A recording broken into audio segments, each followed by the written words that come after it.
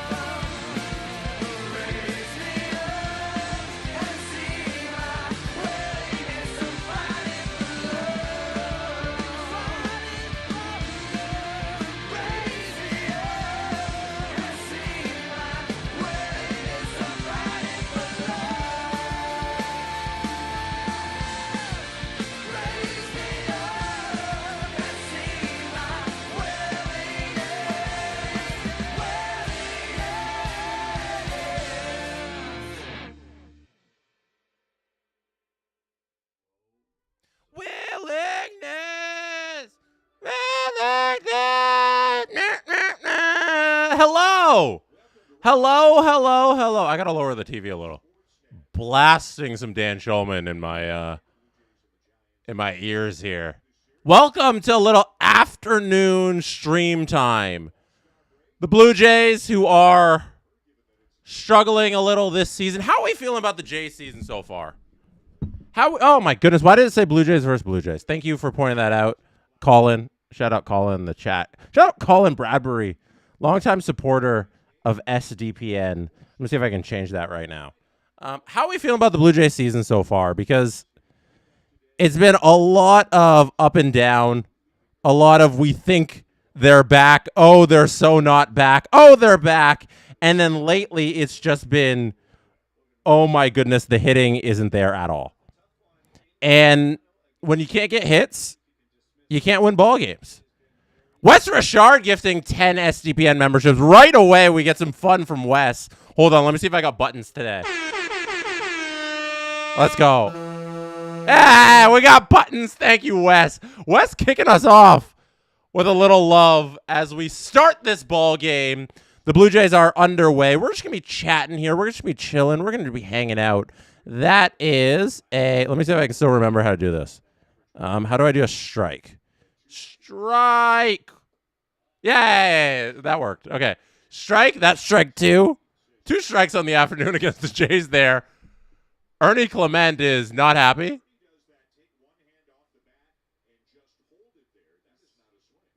That's not a swing. Early controversy. John Schneider is able to keep us cool. Rare thing for John Schneider. But Ernie Clement does not swing. Gets called for a full swing by the first base umpire. And he makes him pay. As the next pitch, he fires it into left field for a single. Ernie is on the base pass. So much has happened. So much has happened in the first 30 seconds of this ballgame. Let's try and get those balls and strikes off the screen.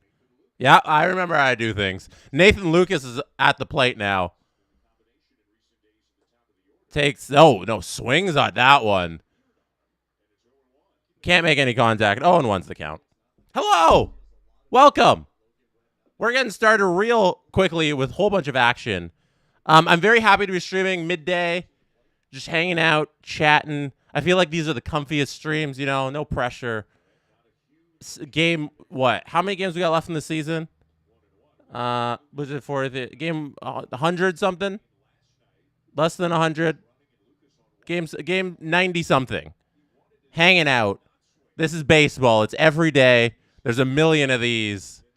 And we just get to watch and enjoy. That's a ball. And then this one's going to be flared out into left field. This is going to get down. Yes, it gets down. That's 2 singles to start the game for the Blue Jays. Ernie Clement hits a hard one into left field. And then Nathan Lucas follows it up with a little flare. Gets a little caught in between his swing. Hits off the inside of the bat, but he gets enough on it to go over the shortstop's head and fall in front of the left fielder. And all of a sudden, Vladimir Guerrero Jr., who can't hit, is at the plate to see if he can get a hit and drive in some early runs for the Blue Jays. Blue Jays so far this season, 24th worst batting average with runners in scoring position, if I read that stat that just flashed across the Sportsnet screens. I know. Shout out Kayuya, who said, yes, we did have the wrong thumbnail up for a while. For like a day, too, because I scheduled that stream pretty early. We had the wrong thumbnail up. Thought it was Red Sox. Red Sox Giants is what the thumbnail. That was just the last game I had streamed was Red Sox Blue Jays. So that's why it was just the previous thumb that was up. But we got the right one eventually. We got the right one when the people alerted us to our error. Here we go. Vladdy, 0-2 is the count. He's going to strike on that board. 0-2, 2 men on, none out. Vladdy swings, fouls it off. Count remains 0-2.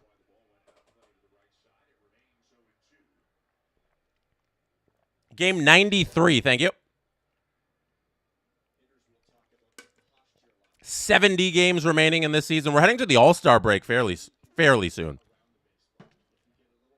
Home Run Derby coming up. It's going to be fun. Vladdy has opted out of the All-Star game to rest up, and I don't think anybody blames him for that.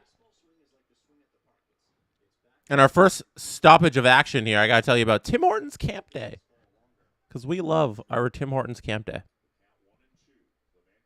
1-2 is the count now. 2 men on. Clement and Lucas open this ball game up with some singles. Vladdy. Oh, that's going to be a fair ball. A little nubbler in front of the plate. The 2 runners advance. Vladdy gets thrown out at first here. So good for Vladdy staying out of the double play, but you don't like that. You don't like that from Vladdy. All right. I got to tell you a little about Tim Hortons Camp Day, who is sponsoring this stream. Thank you to Tim Hortons for sponsoring this stream here. Tim Hortons Camp Day is back on July 15th. Every hot dog. I wish it was a hot dog. I wish Tim Hortons had hot dogs. Every hot and iced coffee sold on Camp Day supports Tim Hortons Foundation camps, helping youth build confidence, connection, and life skills through camp. You don't have to wait until July 15th to help. Buy a bracelet, pick up a badge, or round up your order in the Tim's app, and you're already making a difference. Learn more at timscamps.com. That's TIMS camps.com. So yeah, on July 15th, go buy a coffee at Tim Hortons. Support these kids who need these camps. Tim Hortons Camp Day. Talk more about that during the stream. 1-1's the count here on George Springer.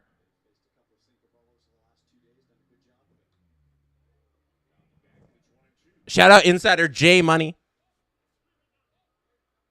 Can't wait for Gavin McKenna to be offer sheeted. Insider J Money, always the king troll around these parts. I absolutely love to see it. 1-2's now the count as Springer fouls that one off. Oh, no, I did 3 strikes there. That's not 3 strikes. Let's remove an out there. Oh, hold on. We'll reset the count. 1 and 2. 1 out. There we go. All right, let's see if he strikes out anyways, and I could have left it on the board. So I accidentally put 2 strikes on 2 outs on the board. Does he strike out there? No, they say he didn't go around. That's a ball. 2-2 is the count. Yes, Tim Hortons Camp Day is July 15th. Thank you to Robert and Justin hanging out in the chat. Modding this stream for us on a lovely Wednesday afternoon in Toronto. It is quite hot out here in Toronto. I don't know if you're local to the area, but it is scorching. And I would like it just to be a little bit cooler. Little bit cooler. I'm sweating a little. 2-2 is the count again. George Springer fouls it off. Takes that pitch low. 3-2 full count. Perfect take there by George. As the broadcast notes, it was close, but it's a good eye. Here's the 3-2 pitch. It's low. Bases loaded. Blue Jays.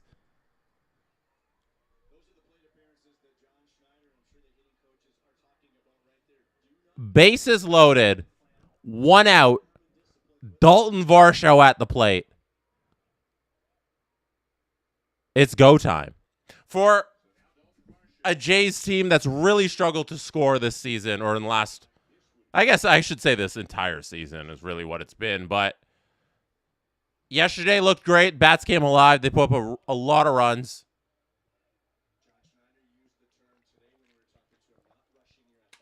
Couple crooked number innings. This would be a good momentum builder after that last game. You know, you continue the offense resurgent, and then you go to the All-Star break, you reset. Hopefully they can close out the series coming up after this one with some more good hitting, and then you're just like, let's just have a great second half. Let's just keep pushing the second half and keep doing our thing. It's a swing and a miss by Varsho. 1-2 is the count.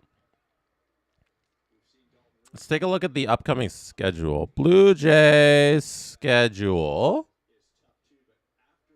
Blue Jays schedule. 1-2's the count. 1 out. Bases loaded. Webb delivers. Low in the dirt. 2-2. Let's see. So it's the Padres this weekend on the road. It's the West Coast swing. They went Seattle. Then this trip here in San Francisco. And then they have San Diego all through the weekend. 9:40 start on Friday. 2-2. Oh, Varsho swings it, hits it. Shallow, but it's going to drop in right field. Sliding grab is missed. It's only going to score 1 because all of the runners had to make sure it got down. But Varsho scores the first run of the game for the Blue Jays.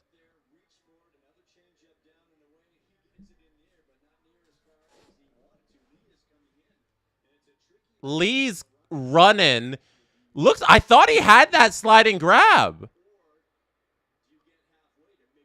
Yeah, no. Oh. He should have had that. I think Lee should have made that slide. But thank goodness Varsho got that little flare. We get started with a little run here for the Blue Jays. Let's get that run on the board. So we got a single. One for the Blue Jays. One out remains. Reset that count. Okamoto's up at the plate now. Trying to add to what Varsho has delivered here.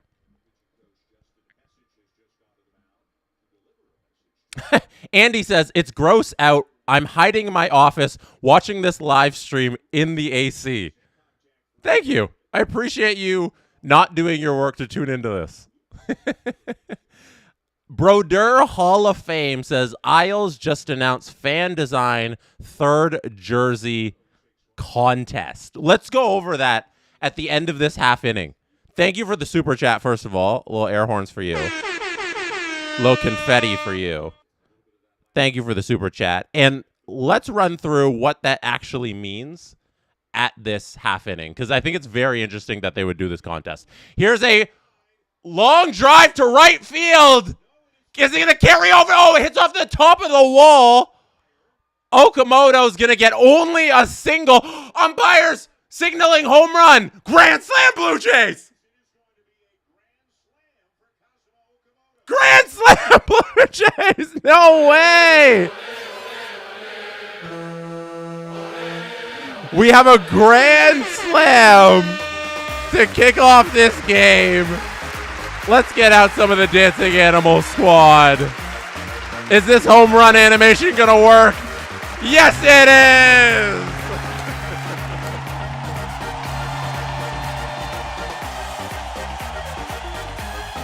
That is 5 runs for the Blue Jays. Very quickly to start this thing.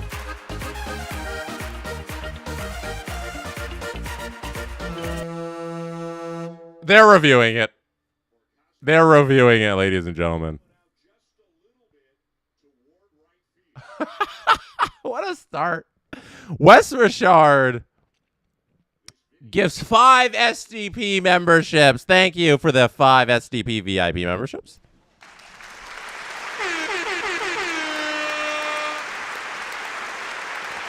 They are going to do a review here.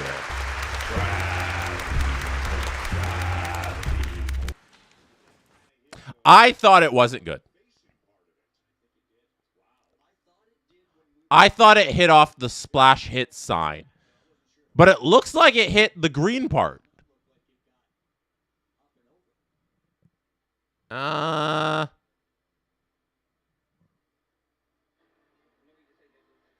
looks like it got the green part. Yeah. Yeah, the green part's a home run. Call on the field is confirmed. 5-0 Blue Jays. What a start. All right, let's call it. Let's call it. Blue Jays win. Shout out presumably God, who joined at a good time, it seems. Thank you for the super chat. I think we can call this game. Blue Jays win 5-0. Game over.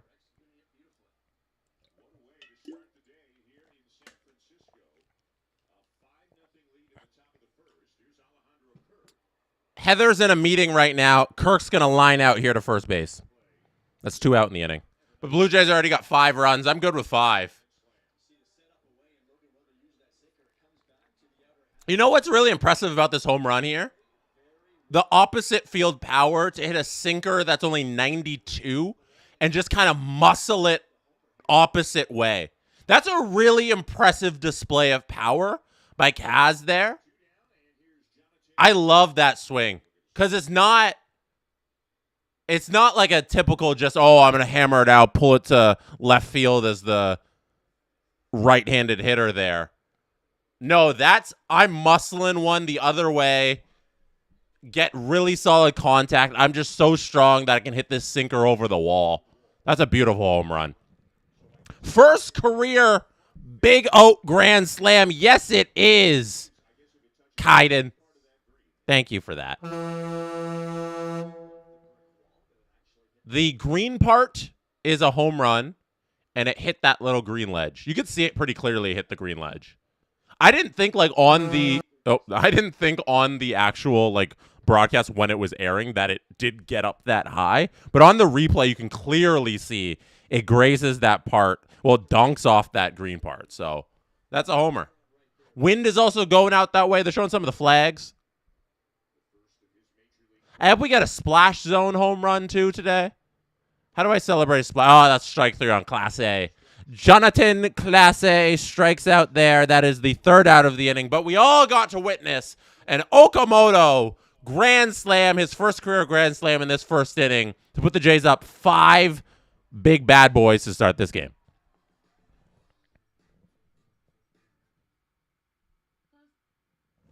All right. Let's do a couple things here. Let's see if we can get Okamoto's home run up on game day 3D. If any of you here were also here during our playoff streams, our World Series streams, you know about our game day 3D love. MLB.com is being real slow right now. Why are you being so slow, MLB.com? Speed up. Speed up. Speed up a little. We may not have game day 3D because it is being real slow. Oh, it's so laggy. I can't play it. I don't know if it's gonna let me play this. Yeah, we're gonna have to pause on the game day 3D. It's being real laggy. Maybe it just needs to update. We're gonna refresh. I can show you what I'm talking about, and I can show you the lag just to show you that I'm not lying about the lag. I assume all of you believe me about the lag, but let me see if I can do this. Okay, so we're gonna pop this up here on the screen. We're gonna go here. I'll adjust that, and I'll pull up game day 3D. Oh my goodness, that didn't work. Okay, let me see this. Let me see if this works. No, it won't let me. Yep, it's too laggy. Won't work. Maybe we don't have game day 3D for today. Oh, okay. Okay, this is the game day 3D. Let's see if we can see this home run. Then we need to talk about the Isles jersey. Okay, let's see if it works. Play. Yeah, no, too laggy. You see how slow that is? See, okay, we can watch it in real slow-mo. Yeah, that's a home run. Yay, laggy 3D. I don't know why it's being so laggy today, but here's a replay of the Kaz Okamoto home run. Hits a sinker way out to right field, muscles it out there, Oppo way. Hits off the top of the wall after review. So he stops at first, unsure. It looked like it was just going to be a single. Hangs out at first, has to wait for the umpire to make a call. And we're doing this slow-mo game day 3D. It's perfect. Play-by-play in slow-mo. He gets the call from the umpires. He raises his hand, realizes first career grand slam. Round the bases, Okamoto. There is the home run for you. And there is 4 runs on the Blue Jays board to make it 5-0 against the Giants in the first inning. Well done, game day 3D. You kind of did it.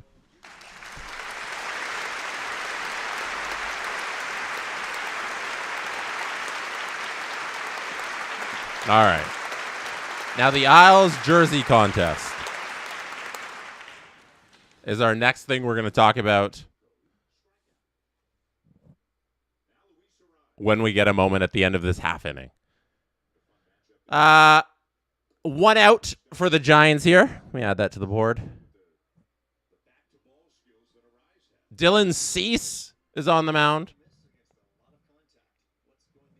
for the Jays this afternoon.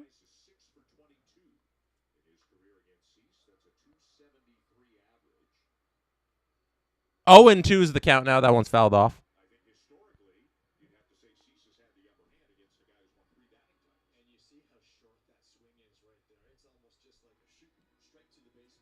Luis Ariz at the plate. 0-2 is the count. 1 out. 0-2's thrown in. Fouled off. Fouled off. Yeah, Blue White Flame says, hopefully this takes the Jays out of their slump. I hope so. Like, this has got to be the momentum-building series. You struggled so much against Seattle. What was that stretch? 28 straight innings the Blue Jays had over the last couple of days without a run. Ugly, ugly stuff. And then now late last night, you put up 8 runs. Get that a lot of hits yesterday. It was good stuff. And now all of a sudden, actually 9 runs. Now all of a sudden you start this game with 5. That's great. You can't ask for anything more than that out of the hitting. You know, you can't go back and fix the past. There's 2 outs now. Ground out to first. Schmidt's at the plate now. You can't go back and fix the beginning of the season, the first 93-ish games, 92 games, or whatever that was before Monday.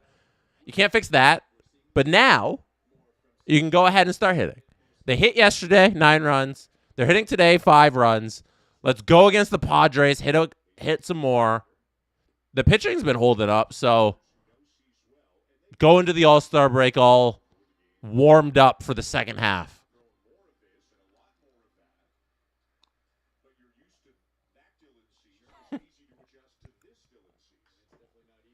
I do miss Dylan Cease's mustache. It was a sight to behold.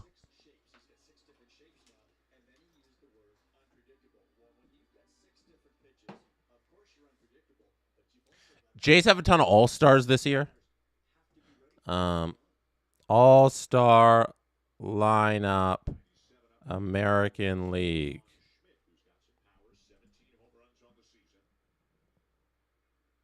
Ernie Clement starting at second. Vladdy should have been the starter at first, but has opted out of it. Dylan Cease, who is on the mound right now and giving up a long fly out to Varsho at center field. Wow, that went all the way back. About 385 to center. Falls short of the 391, and that's a loud third out of the inning. Dylan Cease escapes that one, who's going to be an all-star at the All-Star game. John Schneider's the manager for the All-Star game, so we'll see if he decides to pitch Dylan Cease first to start the All-Star game, which would be pretty darn cool. But we'll see. Also, Louis Varland. Don't forget Louis Varland. Also a Blue Jays All-Star. So we got Varland, Cease, Vladdy, and Ernie from the Jays in the All-Star game. So if you're tuning into that next Tuesday, you're gonna see a couple of Blue Jays. Let's go to the New York Islanders chats here. Let's chat about their jersey. Let me see if I can do this. I can do this. There we go. We got so much picture-in-picture happening here today. I'm gonna move me so I'm not in the way of this stuff. I'm gonna go over here. Hello, I'm over here now. This is so darn cool. I might do a video on this. So the Islanders are launching the first ever fan-driven design contest for the 2027-28 third jersey. Islanders fans to make history by creating alternate sweater. Take your shot. Design the next third jersey. Winner will receive VIP game day experience for jersey debut and team signed jersey. You should also get money. What? What? You should also get money. What are you talking about? VIP game day experience. How much does the Scotiabank tour cost? That's not enough. That's not enough for designing a whole darn jersey for a National Hockey League team? I'm already upset. The Islanders announced today the launch of a pioneering fan-driven third jersey design contest for the 27-28 season, marking the first time in National Hockey League history that a franchise has turned to its fan base to create an official sweater. Starting today, an easy-to-use digital design tool will be available, giving fans everything needed to bring their ideas to life. The creative tool includes historic logos, patches, official team fonts, a wide color palette, straightforward paint-by-number setup ensures all entries fit the NHL's official jersey templates, while a note section allows fans to explain unique details or custom ideas they'd like the team to consider. Fans will have until July 24th, so very soon, to submit their designs. The winning design, the submission and select 5 panelists, which will be put on a public online for a public fan vote in early August. Sorry, I'm just kind of skimming it now. So we're getting a public fan vote in August. And the creator gets a signed third jersey and tickets to a game. That's so lame. That's going to be a foul ball. 2-2's the count. I'm upset. Yeah, so Justin says, to be fair, it doesn't sound like you're designing a jersey so much as you're playing with a jersey generator. That is true. But we are going to do this live on stream together.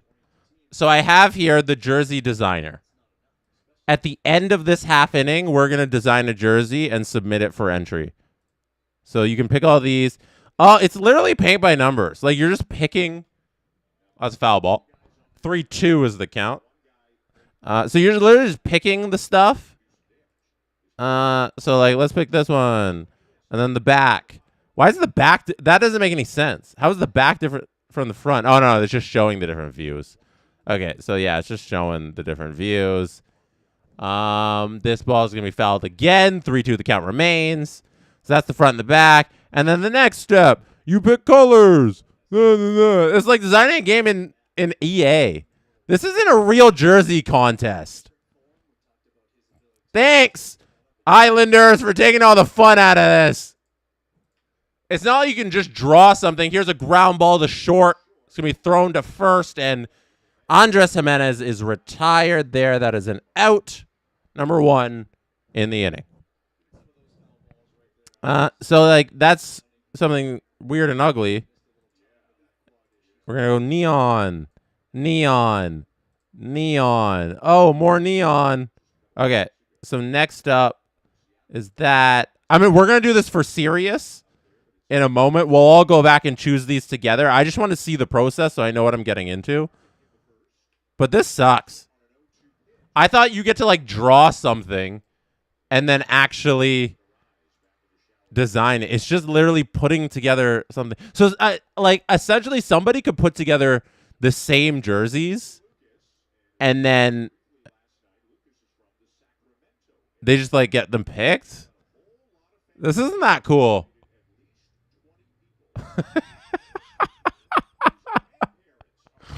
This isn't that cool, but we're going to do it. We're going to do it together.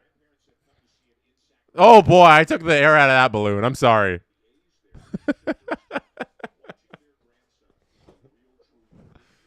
I would have rather they just hired a designer. Nathan Lucas is at the plate. 1-0 is the count. Fouls that one off. 1-1.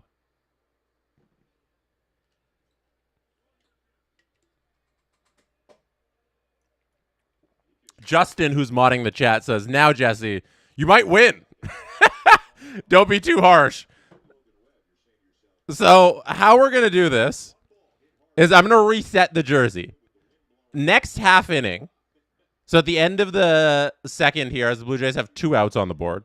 Sorry, I marked 1, 2 out. No, 2 out. And the count is 1 and 2. There we go. We're going to make the jersey. We're going to start making the jersey at least.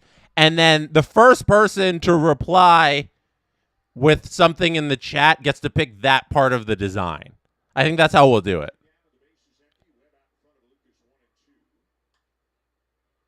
That ball's going to be in fair territory and caught for the third out of the inning. Nathan Lucas flies out. We go to the bottom of the second. All right, here we go. Let's reset this. So how do I go back? We're going to click here.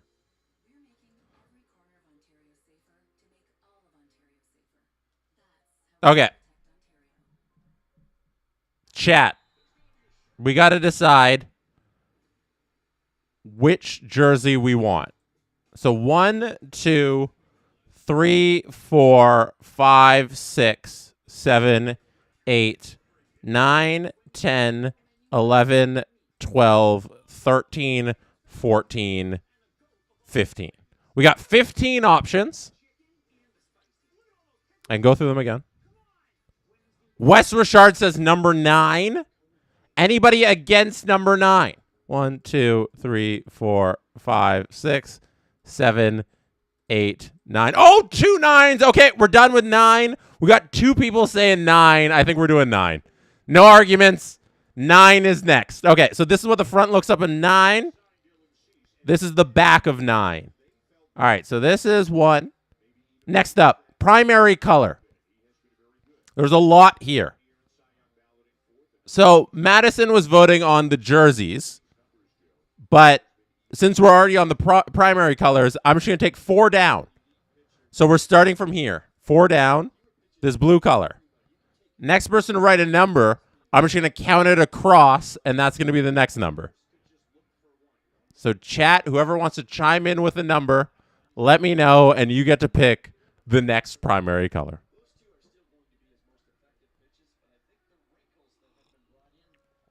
Presumably God says 5. So we'll go 1, 2, 3, 4, 5. We got the purple. Oh, that's the Hockey Fights Cancer jersey. And that doesn't make sense to do that color. So we gotta. Are we happy with the Hockey Fights Cancer color? Okay, we'll do it. Next up, after the 5 was a 3. So I'm gonna go diagonal 3. So 1, 2, 3. After 3, Wes Richard wrote 17. So I'm just going to count 1, 2, 3, 4, 5, 6, 7, 8, 9, 10, 11, 12, 13, 14, 15, 16, 17. Okay, that's 17. After 17, we got a 13. 1, 2, 3, 4, 5, 6, 7, 8, 9, 10, 11, 12, 13. This is 13. This is our jersey so far. Presumably, God said you can skip me. I will not skip you, God. Okay, so we got that. That's our jersey so far. Those are the colors. Chat, you're doing great. Logos, 12. So 1, 2, 3, 4, 5, 6, 7, 8, 9. We'll go back to the top. 10, 11, 12. This is the Islander we're picking. And then the shoulder patch. I like the NY. Oh no, the little guys there. I like that. I like the little lighthouse. So we're going lighthouse on the patches there. I can live with the orange, but we need to change the purple. 3-2's the count on Devers. Dylan Cease, none out in the inning so far. Dylan Cease with 3 balls and 2 strikes on Devers. So we'll. My eyes, says Justin. We have a 5 in the chat and a 10. Oh, that's ground ball. Oh, great positioning there by Andres Jimenez, who's going to throw that over to first base, and that is an out. We have a 5 in the chat, so 1, 2, 3, 4, 5. And we have a 10 in the chat. 1, 2, 3, 4, 5, 6, 7, 8, 9, 10. So black lettering. The numbering 7, 1, 2, 3, 4, 5, 6, 7. And then we need to go black again. Like, I don't think we have a choice there. So let's go with that black. And then the outline color 16.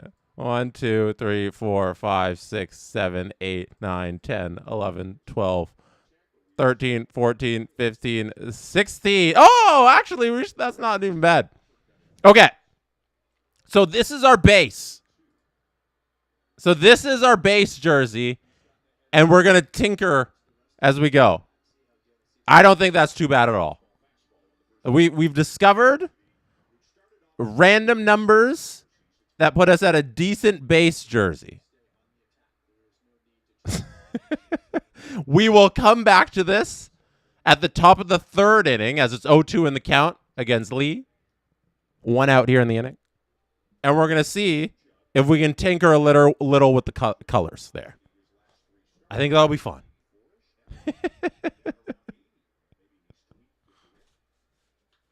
That ball's fouled off hard.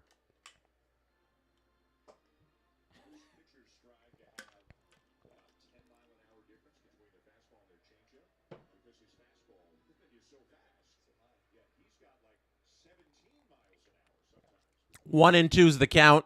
1 out. Cease delivers low in the zone. I think that was a changeup that's going to land in Jimenez's glove as he backtracks to shallow center field. And that is 2 outs. Well done, Dylan Cease. This is why you're an all-star.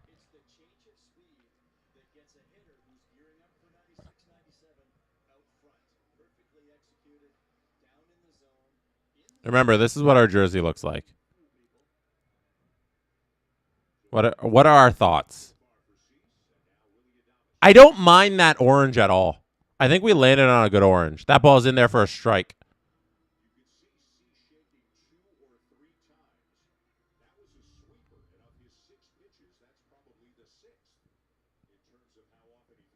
Cease delivers.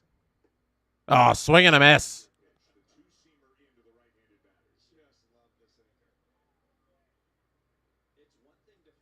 That was a tricky little pitch there. Beautiful stuff by Cease. One more strike to finish off this inning here. Ball high.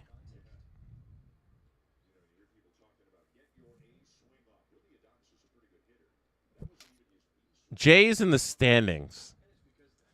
The reason that this season isn't a complete disaster, let's be honest here. Jays have been far below expectations. And the only reason that it's not this season is over and it's a disaster is because the American League has been so poor. It has been a really poor showing by a lot of the teams in the American League, and that has kept the Jays in this thing, fortunately. So right now, oh, that's a strike 3. There we go. End of the inning.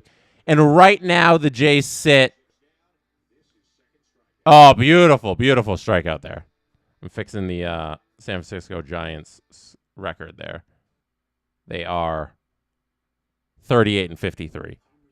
But the Jays sit 3.5 games back of the wild card race, 11.5 back of the Rays in the division, which isn't great. But 3.5 back of the wild card race because the Rangers, who own the last wild card spot, are only 1 game above 500, a place the Jays could easily get to. 3 outs in this inning. We'll revisit the standings in a moment. Let's go to our jersey that we are tinkering with, the Islanders jersey contest, where it's just click and design. So we landed on purple, but I think that's the one spot, like, I don't mind picking a new color. Like, that's all white like that. It's not great. Let me shift that over a little. There you go. There's a better view. And I'll get myself out of the way. There we go. Okay. So these are the colors. What goes nice with our orange? That's feels too generic. Oh, is this like, oh, that's weird enough. I don't even know what team that would be. Like, if you just pick like red, this isn't the Islanders. You gotta at least pick Islanders colors, you know? This? Like a little off-white? Who said pink? There's not really a pink. They didn't really go with a pink.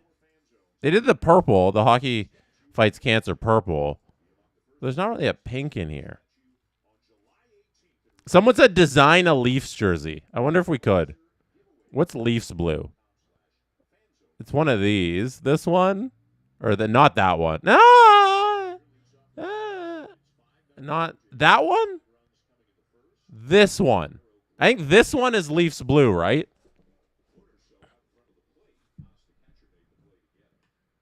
Vladdy's at the plate.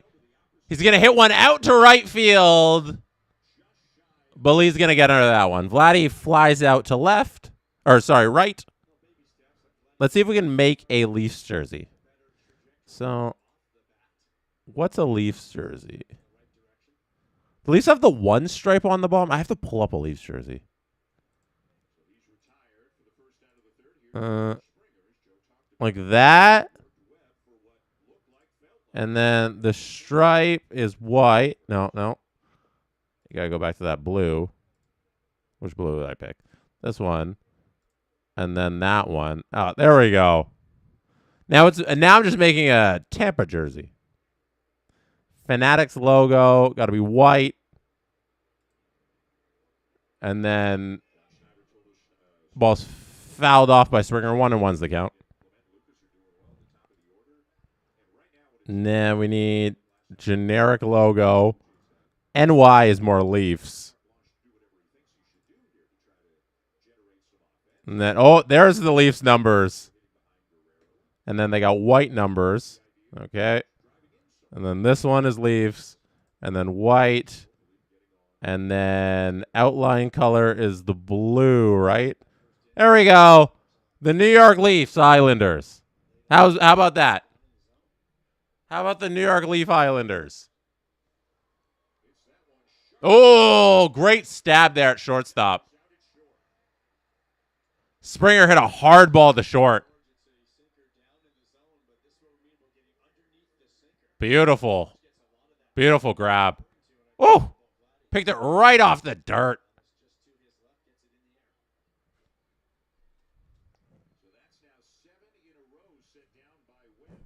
Two out.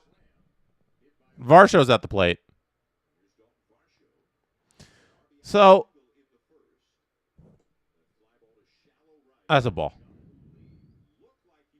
The contest, I assume a lot of it is going to hinge on this part.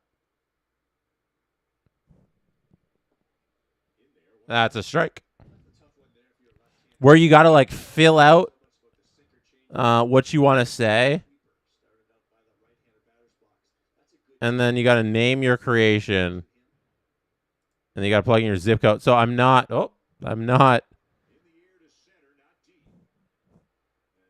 American, so I don't have a zip code, so I can't do that.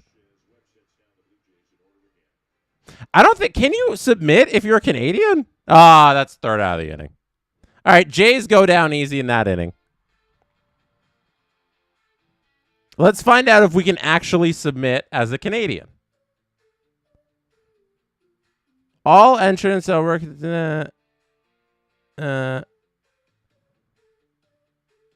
Islanders jersey building. Okay, here we go. The contest is open to legal residents of the United States who are at least 18 years old. All for the subject laws. And I can't submit.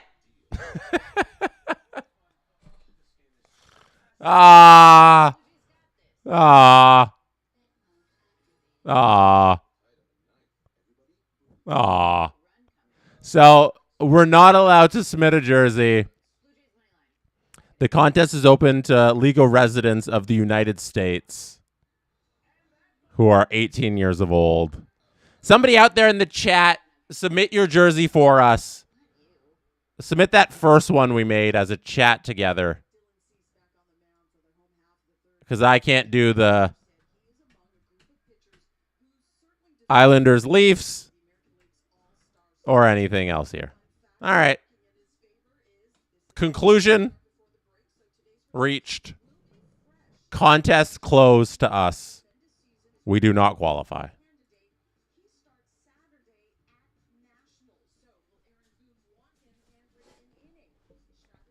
Presumably God says, I was able to submit from Hamilton. Well, you can't win. You might be able to submit, but you can't win. Because it says you can't win. Streaming at this time always reminds me of video game streaming. When I used to stream on the SDP on Twitch channel. And I'm excited for GTA to come out in October because I think I want to stream that game on here a whole bunch.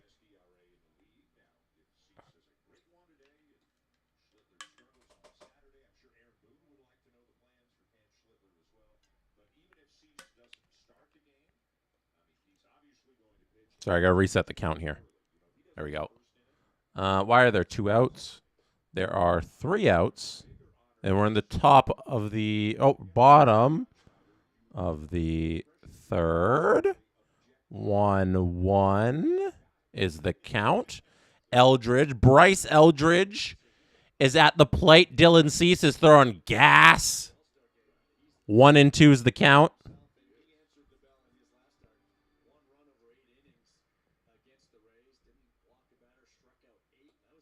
That ball is outside. That's 2-2. Did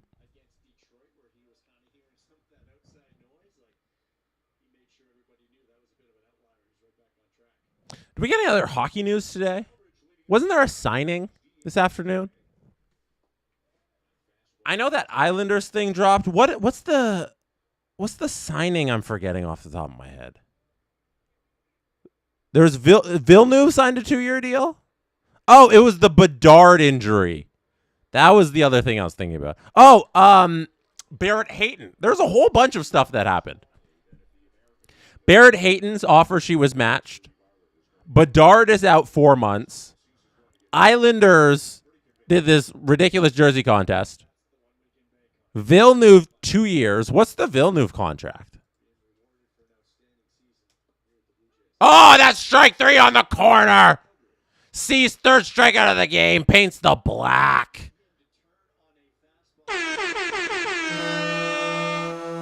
Woo. Well done. There it is.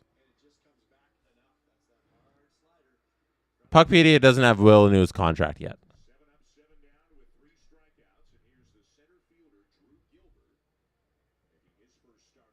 Yeah, I saw.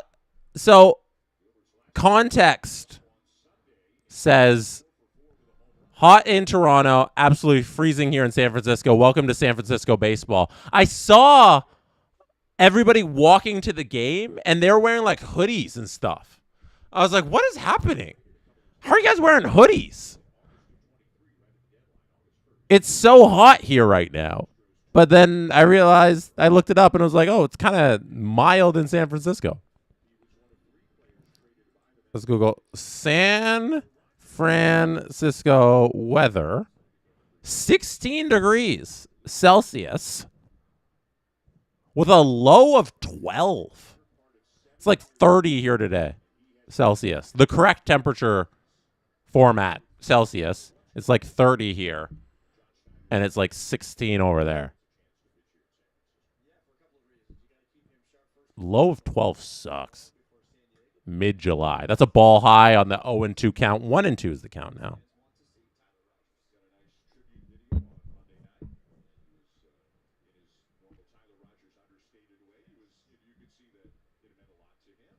Catcher says, could I see any team offer sheeting Bedard? No, I could not. As Dylan Cease, strikeout number 4. He is making quick work of the Giants here. It is an easy afternoon so far for Cease on the mound. There's a beautiful pitch there. I think that's the sinker. 81 below the zone, but gets him to chase.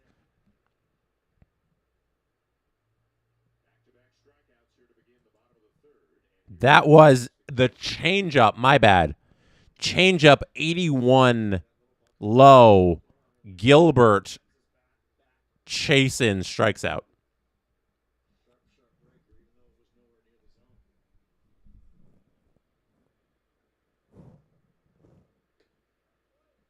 That's a ball high. 1-1. Oh, 2-0. Number 9 hitter right now up at the plate for the Giants. Giants not having too good of a season. I think 4th in their division. A lot of games below 500. Their playoff aspirations, if they had any, are, I think, out the window at this point in a tough National League. Haas struggling at the plate this year. There's a reason he's hitting 9. Chases that one way out of the zone. That's 2 strikes here. Dylan Cease looking to strike out the side. Can we get a little striking out the side action here? With Dylan Cease. 2-2. 2 out. Bottom of the third. 5-0 lead. Throw that strikeout pitch, Cease. Change up. Now he throws a fastball there outside of the zone. 3-2. Oh, slider. Slider that was going away from the batter. Couldn't get Haas to chase. And we get a full count. Payoff pitch. Cease strikes out the side.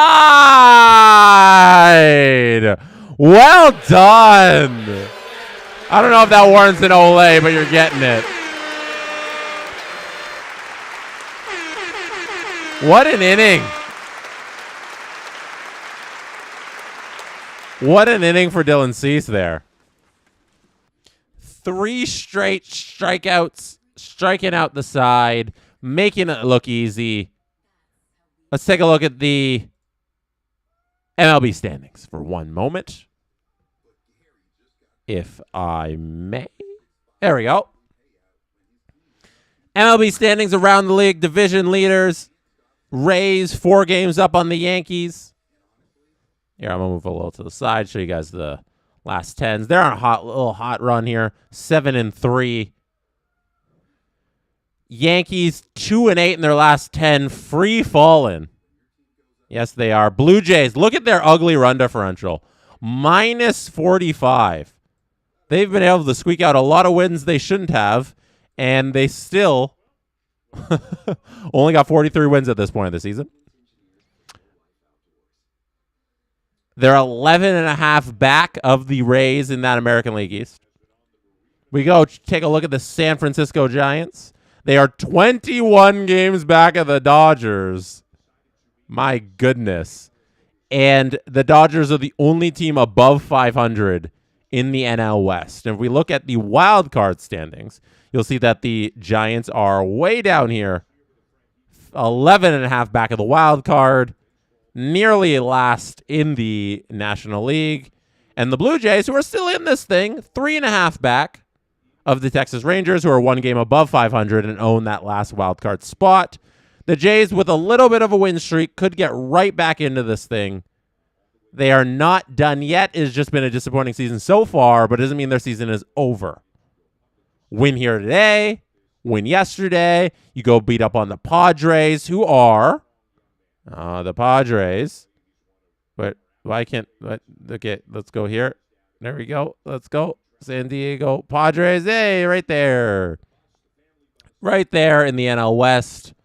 And the wild card, there the Padres are. Right there. So that's a team. It's going to be competitive. See the pitching matchups. They're 2-8 in their last 10. We'll see what Blue Jays can do against them. That's our look at the standing so far this season. Yeah, the Dodgers are dodgering.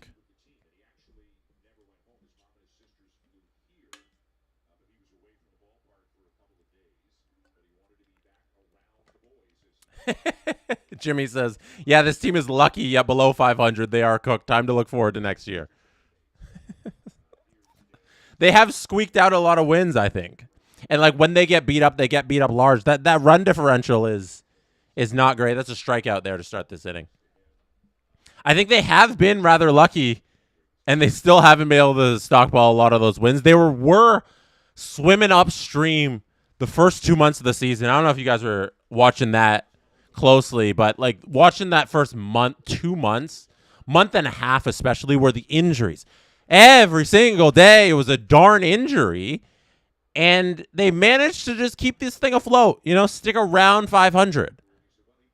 And now that, okay, like it's go time, there's no excuses now.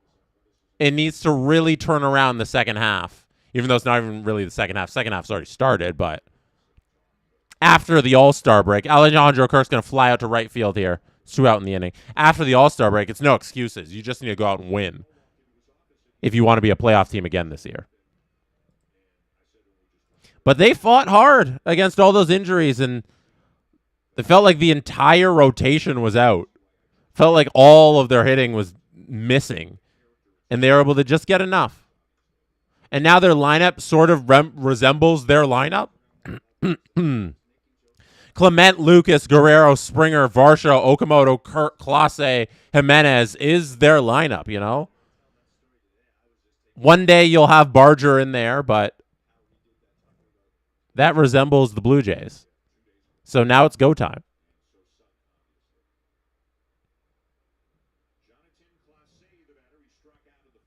Class A is here. 0-1's the count.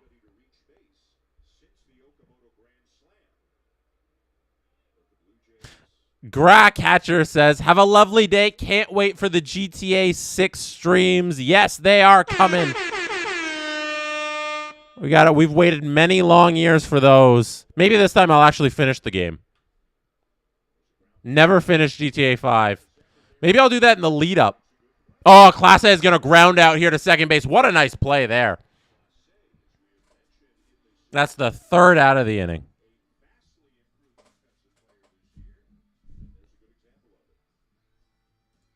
Let's look up this Bedard stuff.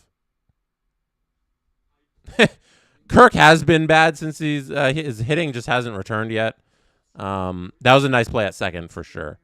So we're going to read this Bedard injury, give you some updates. While we are here, why don't we just chat hockey?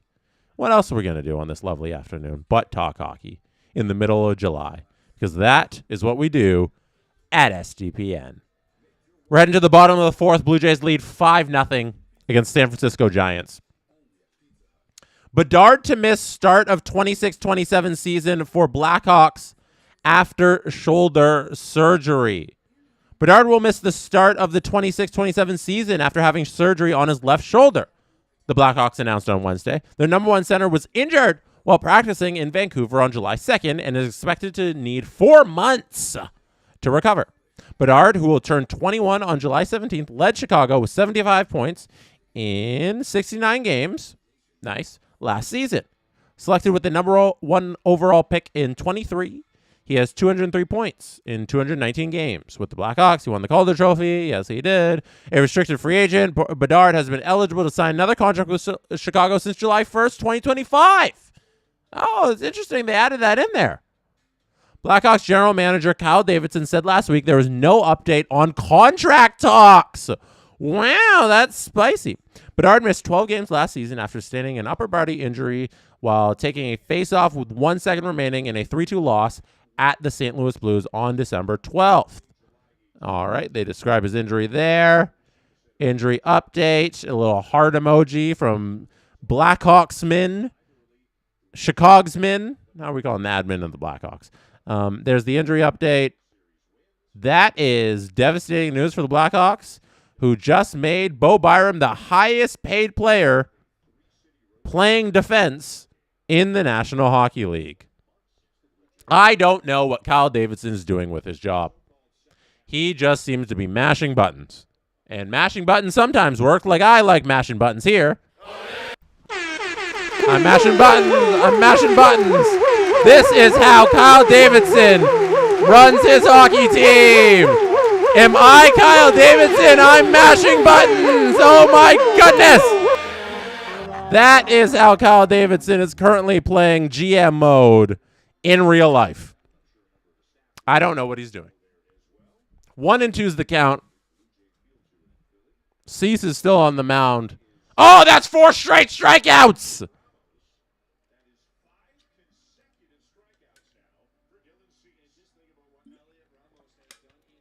Five straight strikeouts for Dylan Cease.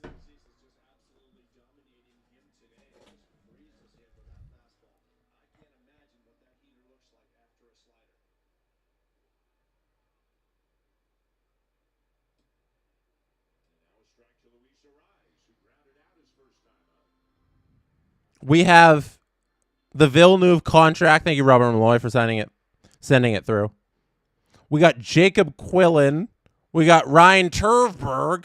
It's like I like to call him. Jacob Quillen and Villeneuve contracts. That's fun. Maybe we'll look at those at the next half inning.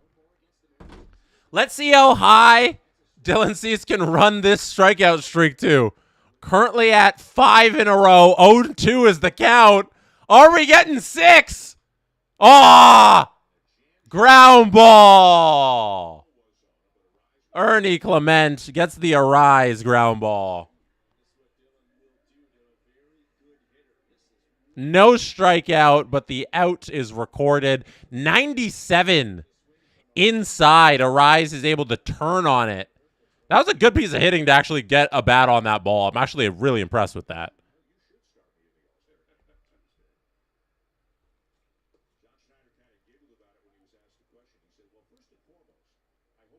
Casey Schmidt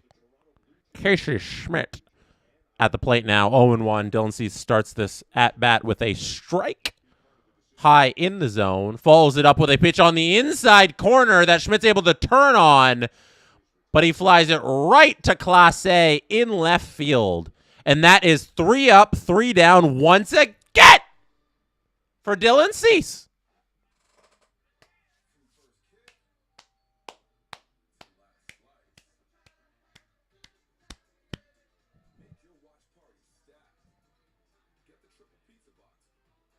We have to talk about the Leaf signings. That's our next piece of business. Oh, we've been running through a lot here today. I feel like we got a lot of news to talk about. What a fun July 6th. Let's pull up Maple Leafs Twitter. That's where they had all the signings. Thank you, Robert. Let's read more. Okay, here we go. NHL.com. We're going to do more reading today. If you didn't get your reading in today, you're getting it in with me as I read to you. The Maple Leafs announced today that the hockey club has signed Ryan Turvberg and forward Jacob Quillen to 1-year contracts, while defenseman Will Villeneuve has signed a 2-year contract.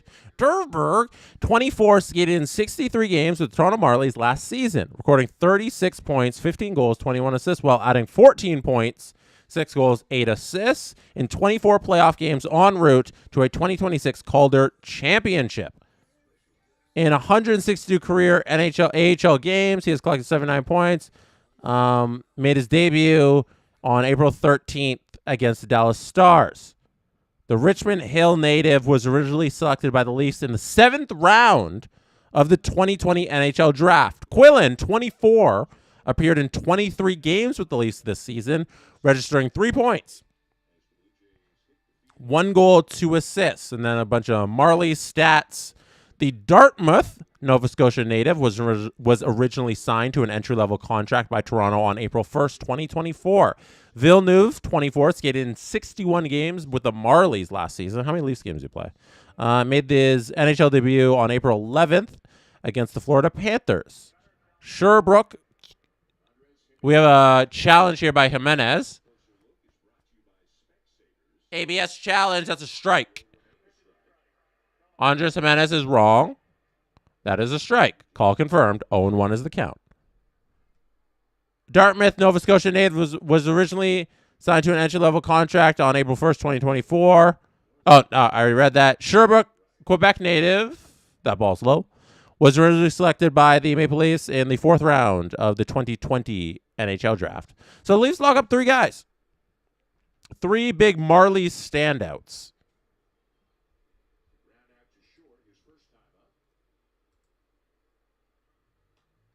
Andres Jimenez fouls that one off. 1-2 is the count now.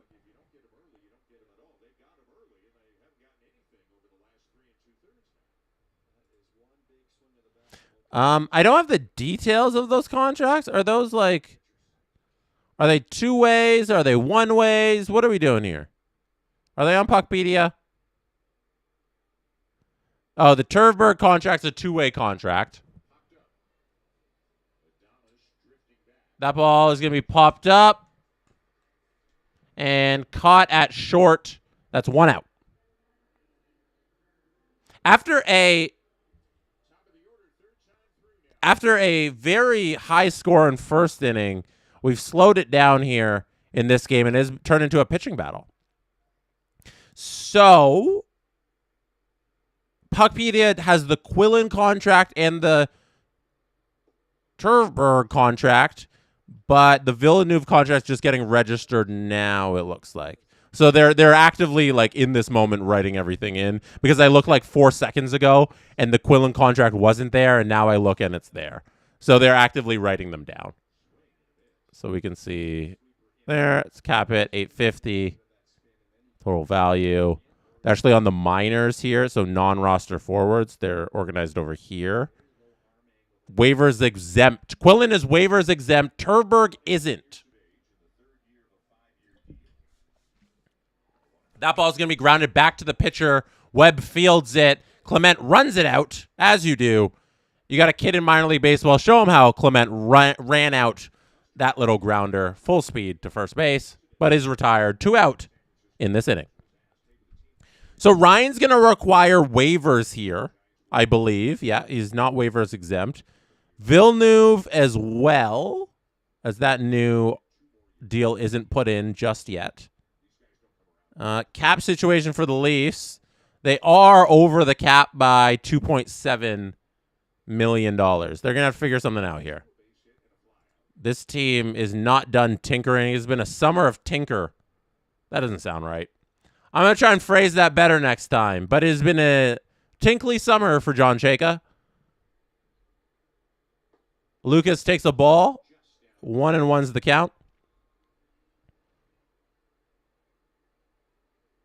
I don't like there's not immediate places for any of those guys they just signed. So expect them all to start with the Marlies, but that depth is good to have. Like Quillen's great depth. Terberg is great depth. Villeneuve is great depth. Like that's how I just look at those guys. Like that's good. If that's your 10th defenseman, I don't mind that at all. If Villeneuve, like after Myers, Villeneuve makes the depth chart, like right there. Like if it's Andre as 7, Myers as 8, Villeneuve as 9, I think is what we're looking at. Maybe like Danford on a flyer is... Oh, no, Marshall Orfai is there, too. Dakota Mermis, too. Cade Weber, too. They have really good... I like the Leafs' defensive depth when we're talking the guys who are 8 through 12. Like, if you got into an Ottawa Senators situation that they had last year, where they were playing their AHL team for their top 6, plus, like, Jake Sanderson, and 5 guys from the AHL. If they get into a situation like that for a game or two because of injuries or a week or two, I don't mind the 11 guys that they have in their system here. The high-end talent, I'd like an upgrade over Morgan Riley. But depth-wise, I like those guys. I like those guys a lot.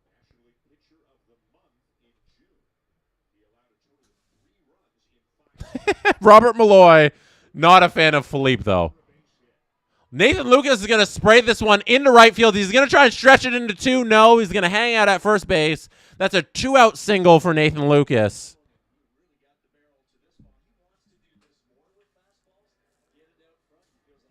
He's able to turn on. Oh, that was good contact. That's a barrel right there. Nathan Lucas sees that fastball, turns on that fastball, hits it into right field, gets a single. And now we have Vladimir Guerrero Jr. Thank you, Nolan, for becoming a SDP VIP member. Appreciate it. Vladdy's struggles continue, but he's going to reach on an error.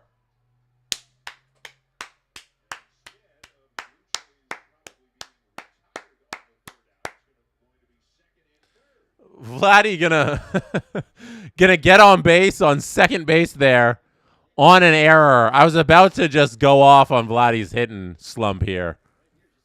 $500 million to not hit baseballs. But he's on base, so I can't really complain, can I, right now? He's on second base, to be exact. That is a throwing error. Let's put the guys on second.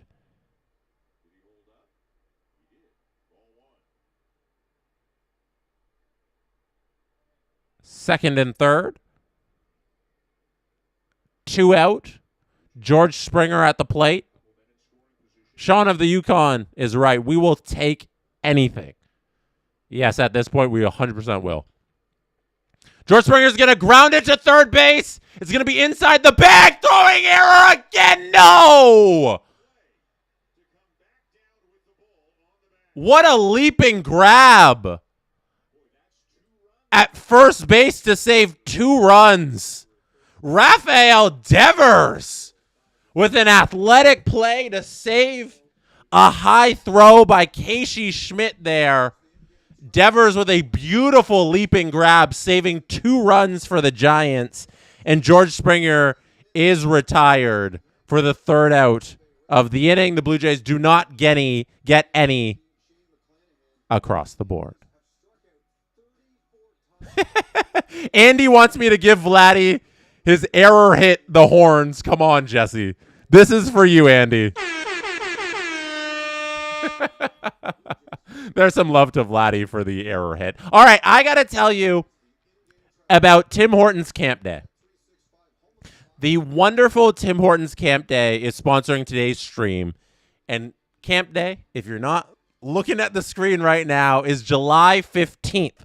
Every hot and iced coffee sold on Camp Day supports Tim Hortons Foundation camps, helping youth build confidence, connection, and life skills through camp. You don't have to wait until July 15th to help, though. You can buy a bracelet, pick up a badge, or round up your order in the Tim's app, and you're already making a difference for Tim's Camps. You can learn more at timscamps.com. That's TIMS camps.com to learn more about Tim Hortons Camp Day in support of Tim Hortons Foundation Camps. Tim Hortons iced coffee.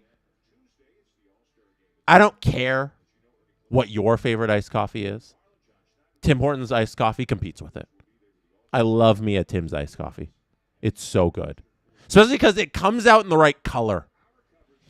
Usually, I'm a black coffee guy.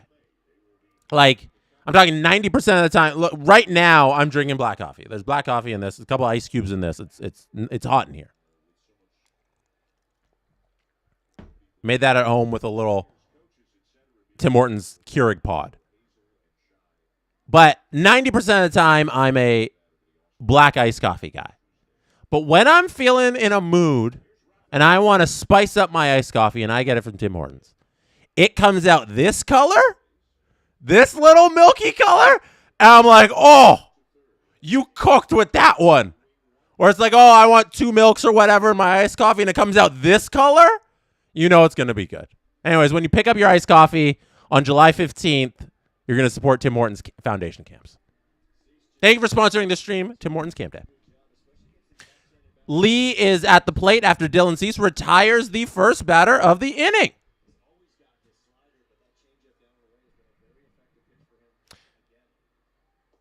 That's a strike in there.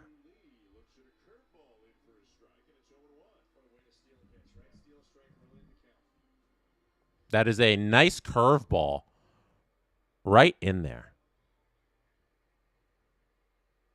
Oh, swing and a miss there. 97 on the gun. 0-2's the count.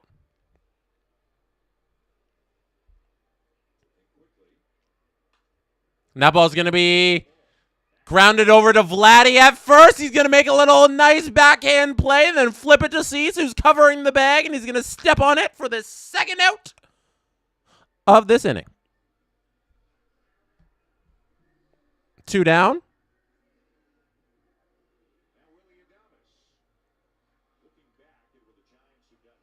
Bottom of the 5th inning. 5-0 Jays. Jays put up 5 runs in the first inning. Have not scored since. Have had a couple batters on base. Not a lot of hits for them. Couple batters on base, though. And that's it. That is it for today in terms of offense for the Toronto Blue Jays. And for the Giants, because they haven't put up anything.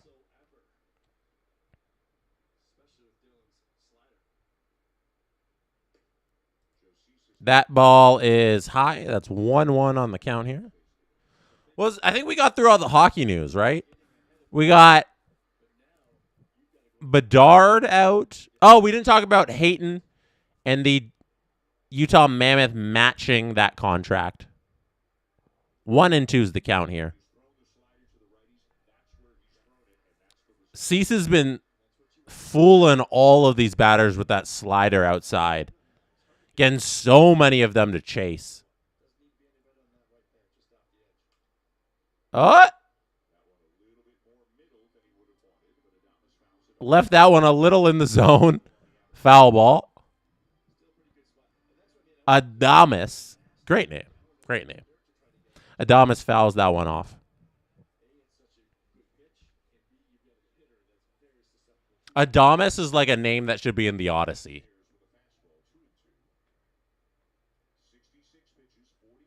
Sounds like a name right out of the Odyssey.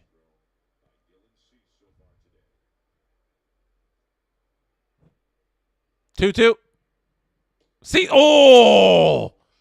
Cease tries to get him to chase. A little tricky pitch in there from Cease. Throws that on outside of the zone. Looked like he almost had him fooled and chasing. But now it's 3-2. Cease steps back on the mound. Delivers 3-2. Foul ball. Fastball fouled out of play. 98 miles per hour. Cease there with that fastball. 68 pitches on the afternoon here. Nice number coming up, 69 with the 3-2 pitch in the bottom of the 5th inning. 2 outs here. Jays lead 5-0. Ball 4. The first time a runner has reached base for the San Francisco Giants today is Adames with that 3-2 count, ball 4 walk. Unfortunately, the perfect game is now over, and the Giants have a base runner aboard in the bottom of the 5th inning. You see how I didn't mention that a perfect game was going on? I held true. You guys would have blamed me so much if I brought that up, and then he had that walk. You would have blamed me entirely. Now I can confirm it was not my fault. It was not my fault that Cease walked that batter. That was all by his own sum. 0-2 is now the count against Eldridge.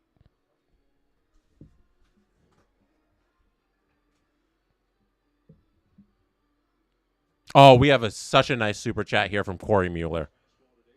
Corey, I'm about to read it after this 0-2 pitch. That is not chased by Eldridge. So 1-2 is now the count. That was a changeup outside of the zone.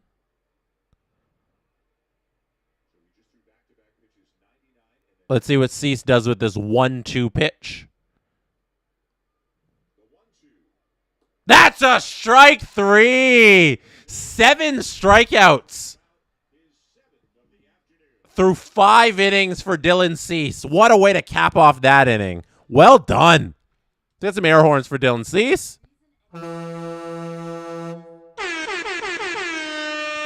And let's read this super chat here. Oh, my gosh. Thank you, Corey, for this super chat. I really appreciate it. This confetti is for you, Corey. Here to remind chat that when Jesse streams any game, good things happen. I don't know about that, but thank you. I appreciate it. I'm the same guy working in Fort McMurray from a few weeks back, and once again, I find Jesse working his magic. Go Jays. Thank you. Yeah, we have had a good string of Jays wins. I'm pretty sure on my streams. So far I think I'm what am I? I think 5 games or 4 games so far this year. I may be 3-1 in Jays streams this year. I'd have to go back and check them, but I think I'm 3-1. Anyways, we're doing good here today, Corey. I appreciate that. That's a huge super chat. Thank you. You are doing the actual hard work in Fort McMurray. Like that, you are doing actually difficult work. I just sit here and just chat about hockey and baseball all day long. TMB Sports with a super chat that is going to earn some confetti. Thank you. Thank you. And, of course, the Crab People button. Crab People. With the perfect game over, but the other thing's still possible. You can't do that, TMB. Everybody in the chat knows what you're doing. You can't even say the other thing. Oh, if the other thing ends in the bottom of the 6th, that's on you, TMB. Do you think Schneider does his usual stupid thing and pulls Cease before it ends? I swear, if John Schneider pulls Dylan Cease while the other thing is happening, we're going to have a bad afternoon. We're having such a fun afternoon. If John Schneider does the thing and does a John Schneider thing, it's not going to be a happy afternoon for a lot of people right now. Because you're going to have to listen to my scraggly voice yell. And nobody wants to hear that. Nobody wants to hear me lose it. Nobody wants to hear that. So John Schneider better not do it. Captain Snack Bars with the super chat. Thank you. That's a huge super chat. Captain Snack Bar says, was betting 1776 on Team USA a bad idea? Yes, but at least I can write it off, baby. Also, Montgomery Biscuits, best logo in minor league baseball. It's an elite logo. Jesse. Let's look this up. Thank you for the super chat. Montgomery Biscuits baseball team. Official. Oh my goodness, this is awesome. I'm about to pull this up for all of you. It's just there's some MLB footage playing on their homepage that I can't play. Varsho walks. That is a walk. Oh, it still says bottom of the thing. There we go. 1, 2, 3, 4. There he is. Varsho's on first. Okay, so the Biscuits here, they have a couple different logos. And I don't know, what's the best place to show their logos on their website? Okay, here we go. Montgomery Biscuits. This is their team shop. Bang! That's the Biscuits logo. It's pretty cool. The main thing that I think is cool is that little guy in the Biscuits thing. It's like that snacking dude. That's so much fun. So that, you see the guy in the, oh no, I'm right in the middle of the hat. Sorry, hold on. There we go. The Biscuits guy on the hat, that's awesome. The M in the hiding Biscuits dude, hilarious. That's great stuff. Montgomery Biscuits. Okay, I'm going to pull these hats up. Let me see if I can get in closer here. There you go. It's going to be a grounder. Check the runner. Going to from second to third. Can't do anything. Varsho advances to third base. Okamoto is going to be out as that ball is back to Webb at the mound on that little chopper. And we're looking at Montgomery Biscuits hats. Kimchi. A kimchi hat. They got great hats. They have so many, too. I might have to pick up a Montgomery Biscuits hat. That ball's going to be flied to first base. Devers is going over. Oh, Kirk. Oh, Kirk. That's going to earn one of these. Ah, boo.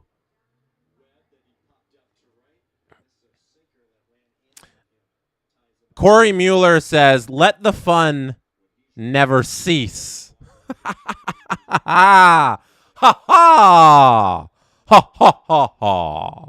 That is a fantastic dad joke. Well done.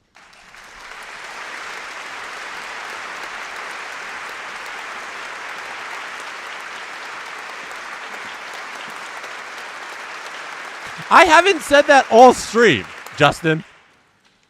I haven't said that at all, right? Not once have I asked you out there watching right now to like the stream. Can you please like the stream? I would really appreciate that. And if you really want to support, hit subscribe on the channel.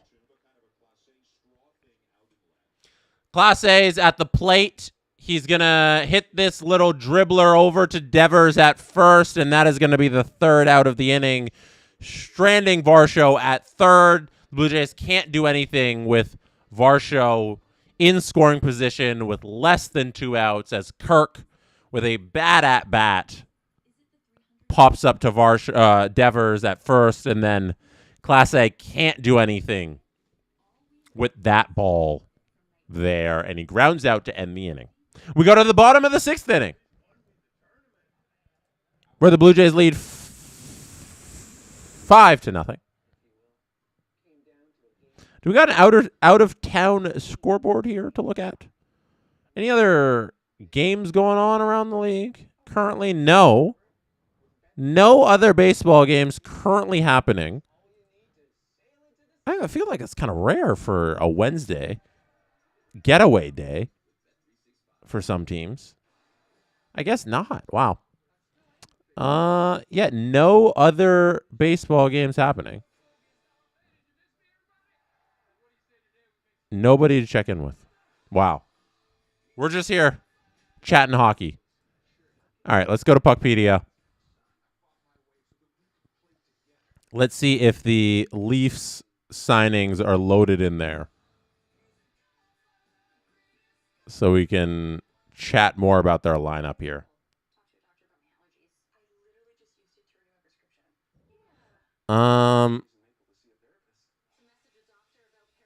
So Leafs depth chart.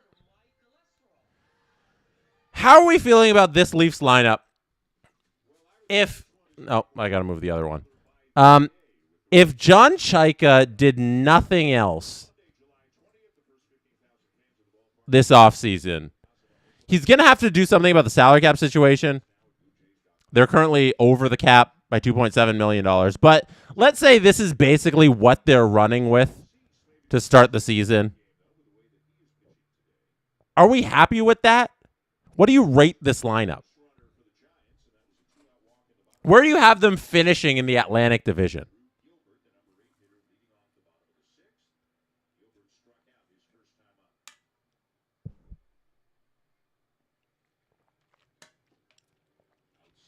I still have this lineup behind Florida.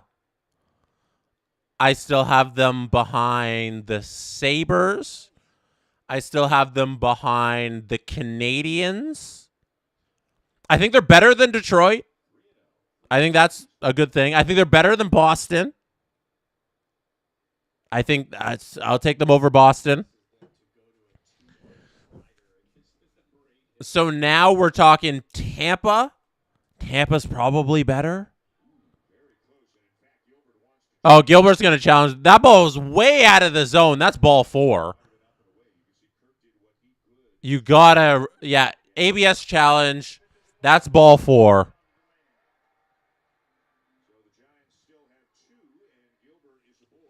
That is a leadoff walk by Gilbert. Dylan Cease up to 77 pitches on the afternoon. Bottom of the 6th inning. None out. Eric Haas, number 9 hitter, is at the plate. Only hitting 164 in terms of his batting average, 607 OPS. This is a team that I think competes for 4th and 5th in the Atlantic and one of the bottom 2 wildcard spots in the Eastern Conference. That's where that Leafs lineup should be. Maybe Buffalo doesn't play as hot as they did last season. Because their streak from December onwards was otherworldly. Maybe they drop back a little. A team like Florida's got to hop up in there. A team like Montreal, I think, will have an even better regular season. They finished 3rd in the Atlantic, if I remember correctly, because they were in the 2-3 with Tampa. So, I think you have 4 playoff. You have 3 playoff locks: Tampa, Montreal, Florida. Maybe is this the year Tampa falls off? I don't think so. It's so tough for this Leafs team. Ugh. But I can see them being the second wild card. That's 8th strikeout. Well done, Cease, to battle back there after that leadoff walk to get a quick strikeout. So if I'm doing the standings right now,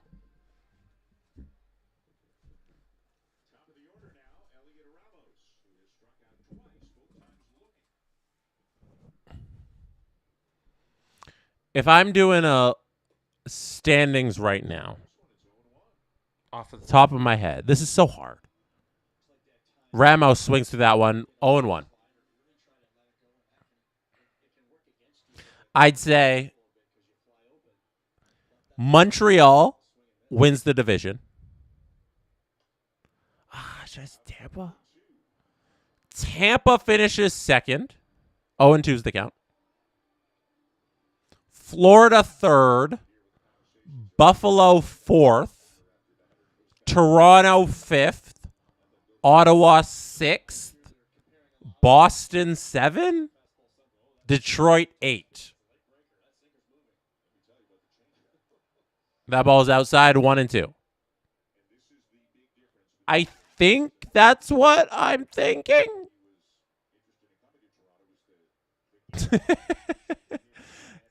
Kayuya says everyone is better than Detroit. That's a low bar. Yeah, that bar is in hell. That's strike 3. 9 strikeouts on the afternoon for Dylan Cease.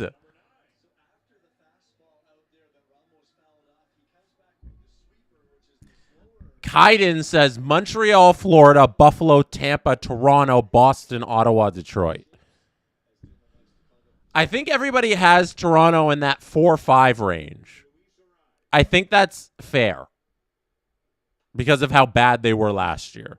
That you can't expect them to be a first-place team, but they weren't as bad as they were last year. So it's definitely a 4-ish area team. Captain Snack Bars with the super chat. Thank you, Captain Snack Bars. I appreciate you. Captain Snack Bars says, I need the Leafs to be good so the Flyers have no chance at getting Landon DuPont. They could sign Carlson and add DuPont next season from the Leafs. That's a huge thing with the Leafs and this season and like the reason why Chaika makes all the moves that he does. They don't have their first-round pick for the next 2 seasons. They don't have a choice but to go for it. You can't be bad.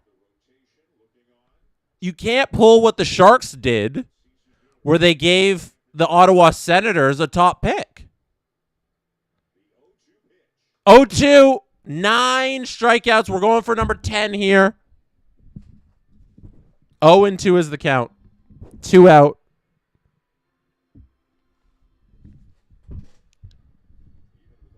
Dylan Cease versus Arise. 87 pitches on the afternoon. John Schneider is itching to pull him.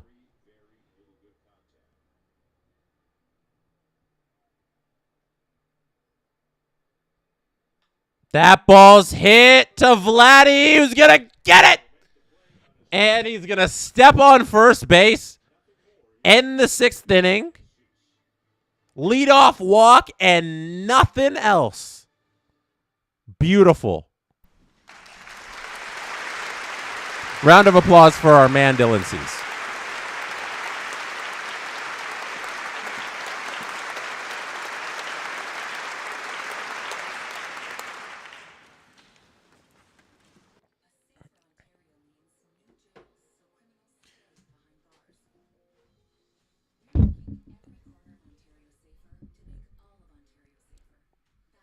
The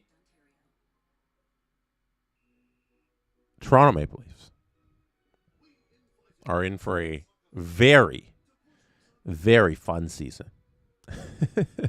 Regardless of whichever way it goes, it is going to be fun. If they are so bad, that first-round pick that they're going to hand over to the Flyers is going to be a storyline for 84 straight games. If they are good, the story of them turning this thing around in one season under John Chaika's stewardship is going to be the story. And that's going to be one hell of a story. Looking at one thing here, I don't think a lot of people realize this, but the Leafs have so many people locked up through next season. Look at their cap space for 26-28. $6.7 million. That's it. Everybody is on this team for the next 2 years. And then it goes to $56 million. What are you talking about? That's insane. That is an insane way to build this team. Corey Mueller says, Dylan is dealing. What a perfect time for Schneider to call up Brendan Little to finish this game. That is exactly what John Schneider would do. Thank you. Thank you, Corey.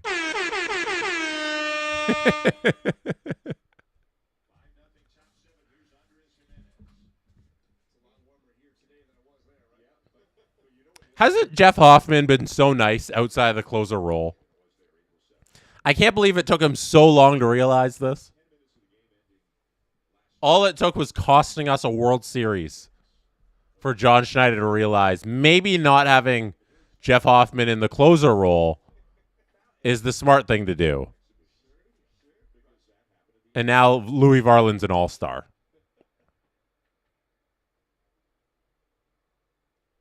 Crazy. Crazy. Crazy how that works, people. Jimenez is going to ground out here to third base for the first out of this 7th inning. Why did it hop to top of the third? Let's fix that. Can we go back to the 7th? Yes, we can. There we go. Top of the 7th. There's an out. Awesome. Ernie Clement's at the plate.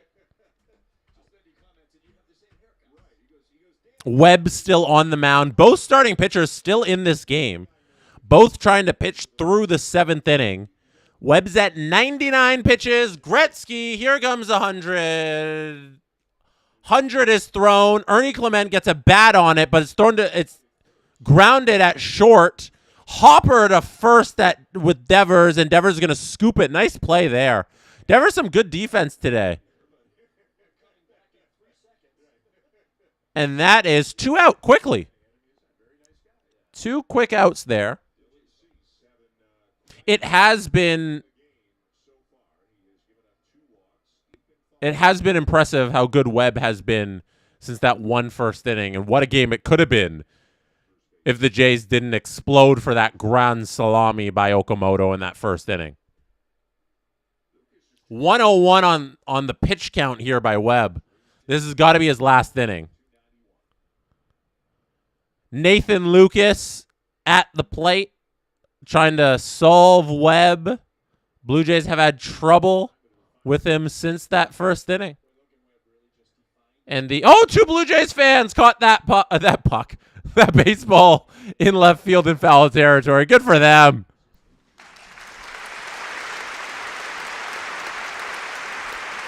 They gave each other a high five. Good bro five there. 0-2. Webb deals. Lucas fouls it off. He's 2 for 3 today. Has hit Webb, one of the rare hitters today one of the rare batters today to actually get a hit off of Webb. Lucas hitting 738 OPS. He's going to ground this one to Devers at first, who makes another good play. A bouncer to Webb, who can't field it. It was a difficult play by Devers. I don't think he's going to get an error on that one. Going to his right, backhanding it, trying to flip one to Webb. Webb couldn't field the one hopper at first, and Lucas is going to reach base. Yeah, no, that's not going to be an error. That's just a difficult play. Lucas is going to be at first with Guerrero at the plate. Is this Guerrero big hit time? Is this where we see Guerrero finally add to his home run total of 4? 105 on the pitch count for Webb. This is old school pitching right here. Oh, I love this. This takes me back. Triple digits on the pitch count for the starting pitcher into the 7th, and no sign of being removed from the game in this inning. Probably be out for the 8th and 9th. We'll get relief pitchers in there, but right now, Webb climbing. He's about to throw 106 on the afternoon. I love this. I hope Cease gets up to 140 to finish off this game. 0-1. Guerrero. I'm looking for something here, Vladdy. We're paying you half a bill. Oh.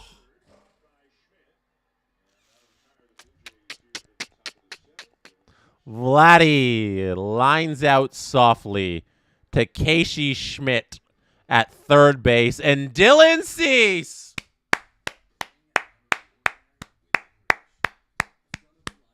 is coming back to the mound. At least one more inning, we get to see maybe the thing. We get to see Cease keep this thing going. I think that is a lot of fun.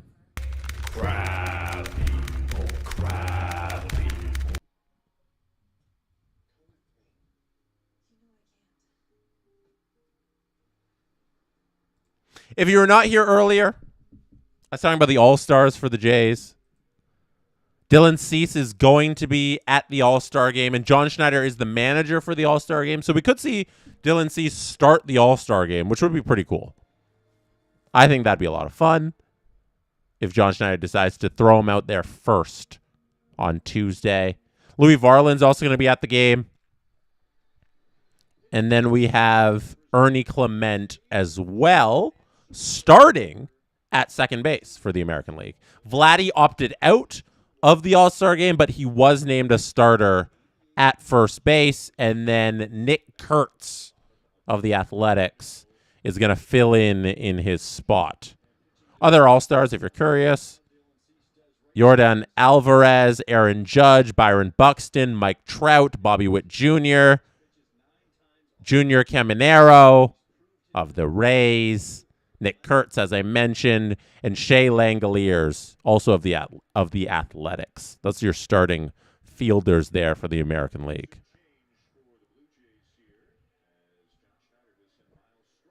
Oh, Miles Straw comes in. We have a change there. Defensive substitution. Miles Straw comes in for Jonathan Clase. Oh, we're going to have a fly ball here to right field. That is caught.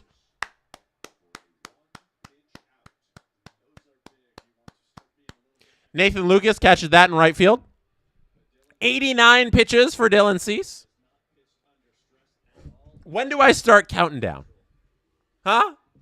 When do we start alerting the people that something is happening? Also, I haven't mentioned this a lot today. Hit like on the stream if you want to support us here. You've been hanging out all afternoon. I'd appreciate a little like on this stream. And if you really want to support the channel, a subscription would be much appreciated. Hit subscribe on the channel. Robert says still a while. 2 innings, I guess, after this inning. After this inning, I think I can start alerting the people that we might be. And I'm getting antsy. I'm getting antsy. Let's calm it down here. 2-0 is the count. I got to fix the scoreboard here for you. Bottom of the inning, if it'll go. Oh, it keeps hopping to the third. Let's fix that. Okay, bottom of the 7th. Perfect. 1 out. Count is 3-1. Devers, 0-2 in the afternoon. Cease needs to just pitch at him. Don't walk him. 3-1. Throw a strike here. No, challenge that. ABS that. No, Devers doesn't ABS on a pitch that looked like it was low. And we got a full count here.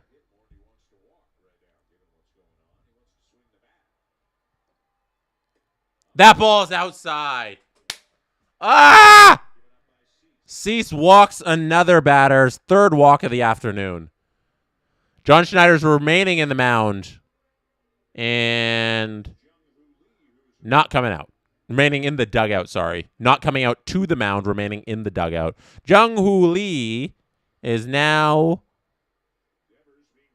in the batter's box. Louis Varland is up stretching. That's a strike there by Dylan Cease. Captain Snack Bars, thank you for the super chat. Says, whenever I feel awkward, I watch the Aaron Sanchez interview from Jesse and I feel way less bad. Also, how are my White Sox randomly good? I don't like your super chat anymore. For those of you who don't know that story, 0-2 is now the count. I got the opportunity to interview Aaron Sanchez of the Toronto Blue Jays way back when he was the cover athlete on the Canadian version of MLB The Show. This must have been 2017, I want to say. Whatever that year was after his big year. 1-2 is the count. And I was terrible. I was so bad in that interview. It was just so incredibly awkward. I didn't know what I was doing. I was trying to be funny. I was trying to do like a between two ferns like awkward interview, and I didn't know how to land it. I was so bad. Jung-Hoo Lee, check swing, doesn't go. 2-2 is the count. Thank you, Captain Snack Bars, for bringing that up. Just Google it if you want to. You can find it on YouTube. My Aaron Sanchez interview. It's so bad. It makes me cringe just thinking about it. 2-2 is the count. 1 out.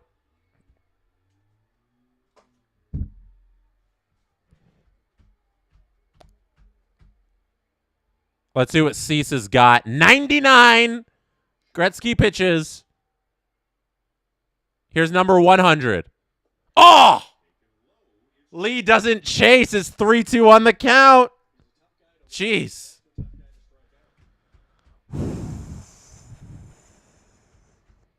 Deep breaths, everybody. It's triple digits for Cease. I assume he won't be allowed to come out for the 8th inning because people don't like fun in baseball anymore. I'm an old man with that.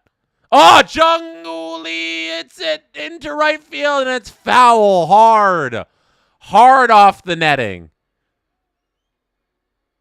The San Francisco ball boy is just jogging out there. That is a ball man. That is a grown man who's just taking his time getting that ball. Ball man is out there. Wow. All right. That is a ball adult. The ball adult eventually got that foul ball. And we are back 3-2. Lee in the batter's box. Cease on the mound. We're a couple outs away from something big happening. 102 pitches for Cease. Oh! It didn't hit him. It hit the bat.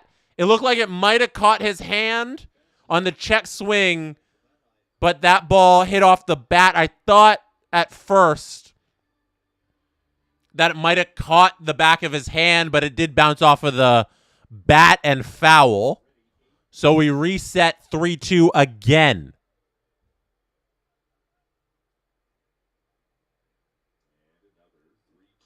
That ball's hit far out into right field. Lucas is up against the wall on the warning track, and he catches that for the second out of the inning. Woo!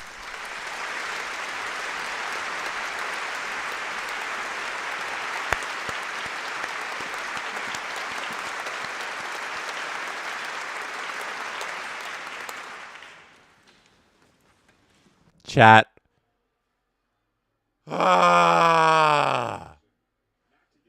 Chat.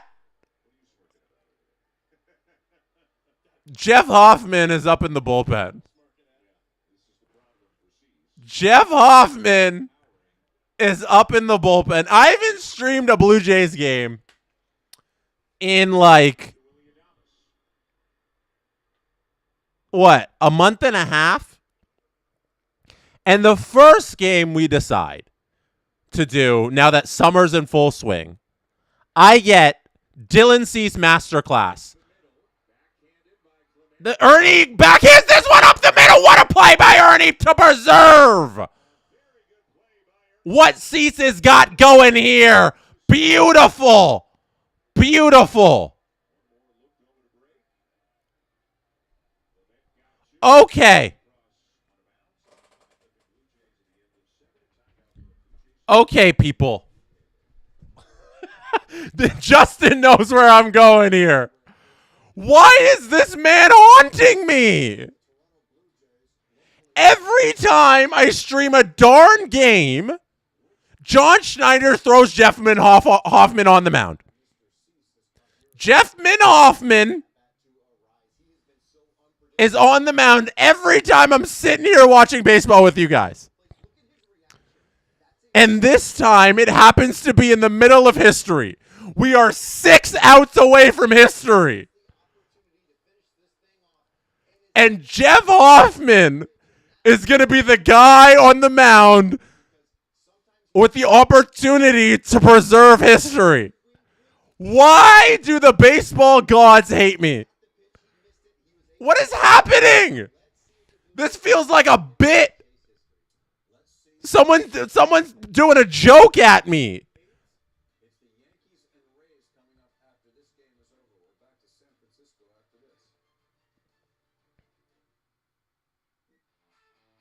Six outs. 6 outs here. We get to watch Jeff Hoffman.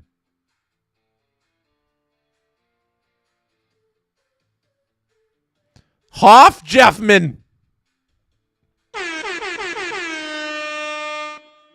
Thank you. Thank you, Corey Miller, for the super chat. And I got one here from TMB Sports as well. Thank you, TMB Sports. It's a 5-0 game. You keep him in until he blows it. If I'm Cease, I demand they fire Schneider if he messes with it. I'm telling you right now, I don't think Cease is coming out for the 8th inning. They don't care that it's a no-no. All they care about is what do the numbers say? And the numbers say it's probably unreasonable to have him out there in the 8th inning with 105 pitches. There's no need to force an injury here. There's no need to tire his arm. Even though there is like extra days off because of the All-Star break, you could do it here. If there's ever a time to do it, it's right now. But they want Jeff Hoffman on the mound. They want Jeff Hoff to take the mound with a no-no. That's what they want.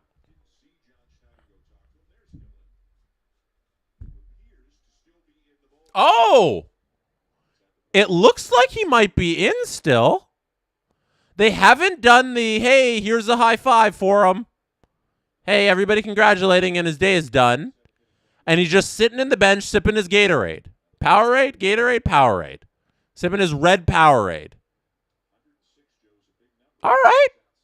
106 pitches. Corey Mueller with the super chat. Thank you, Corey. Jeff Bagoff. Joff Bagoff. Joff Bagoff. That earned some dancing animals. There you go. I'm going to tweet out that we are live right now for a no-no. I'm going to tweet this. Hold on. Let me get the link too. Hold on. If everybody could bear with me and just let me tweet this out. Where is the link? Okay, I can click here. Oh, I can hear myself in the headphones. Oh, call confirmed, strike barely on that ABS. We are live for the no.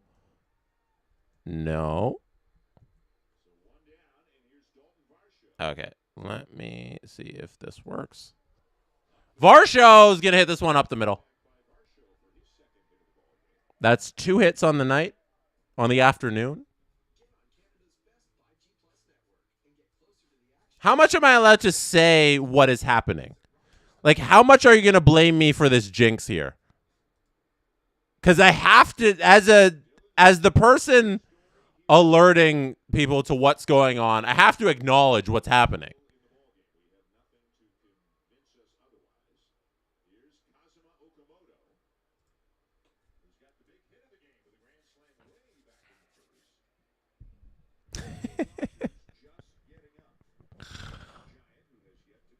You have to let the people know that something is happening. You can't just not tell people to tune in.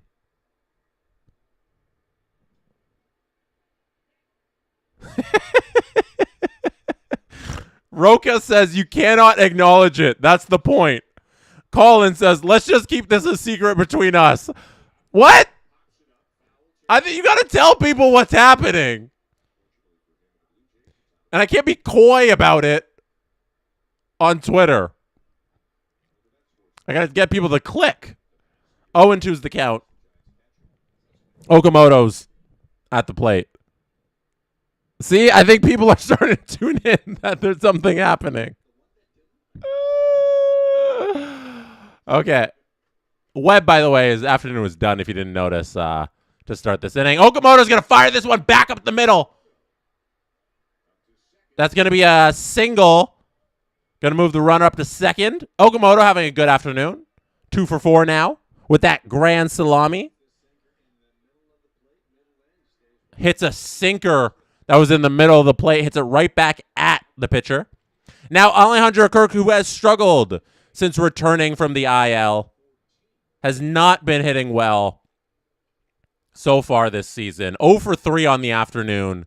A couple bad swings, too, in there. Let's look for him here to break this streak of bad hitting and cash some bonus runs here for the Blue Jays. 1-0 is the count.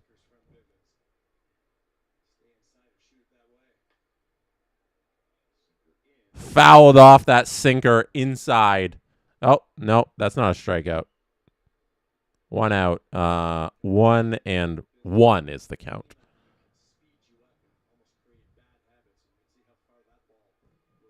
It looks like Dylan Cease will remain in the game. Yep. Based on the look in the dugout right now and what's happening in his typical routine sitting there by himself, Dylan Cease is going to come out for the bottom of the 8th inning with an opportunity to do the thing.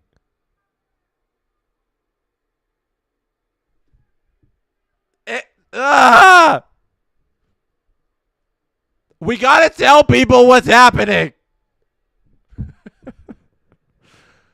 If you are just tuning in, the San Francisco Giants currently don't have a lot on the board. They have not hit the ball into the field, and it has not landed safely for them. They've reached base on a couple walks, 3 walks in particular, or exactly 3 walks, I think, by Cease. But they have not gotten one of those things where you smack the ball with your bat and it lands in some grass in foul territory. 2-2 is the count now with Kirk. Let's see if he can break his slump here. Hoping for Alejandro to do something for the Blue Jays, get some extra runs on the board. That ball's fouled off again. 2-2, the count remains. I won't say it. I won't say it because chat doesn't want me to say it.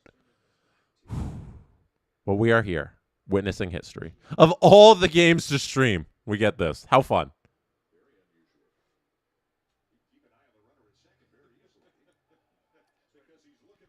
That ball's low, a 3-2 count. Good eye by Kirk. This is a good at-bat. This is a really good at-bat.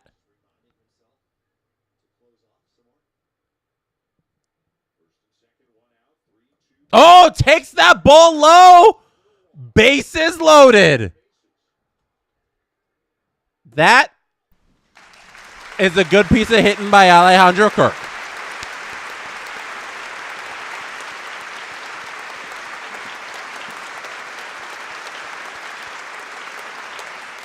If you're not making good contact with the ball,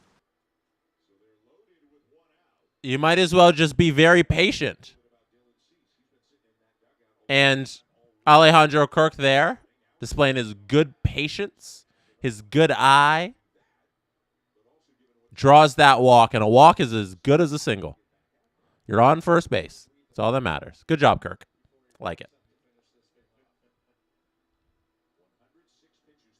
Max says, I just tuned in. Do I need to tune out for the luck? Is it Max's fault that they are here now? This whole time, the Giants haven't been able to make contact with a ball and land it safely in fair territory, and Max hasn't been here. So now that Max is here, is it Max's fault? It just might be. Roca says Max hit the bricks, baby. Oh, that ball's in there for a strike. Close call. But it looks like it got the edge there. Straw is 1-1 in the count. Remember, Miles Straw came in last inning for Class A in left field. Miles Straw is going to ground this to short, and oh, no. Oh, drop ball. Devers dropped it. Devers dropped it at first. That's going to be a run. You'll take him however you get him. Play Ole.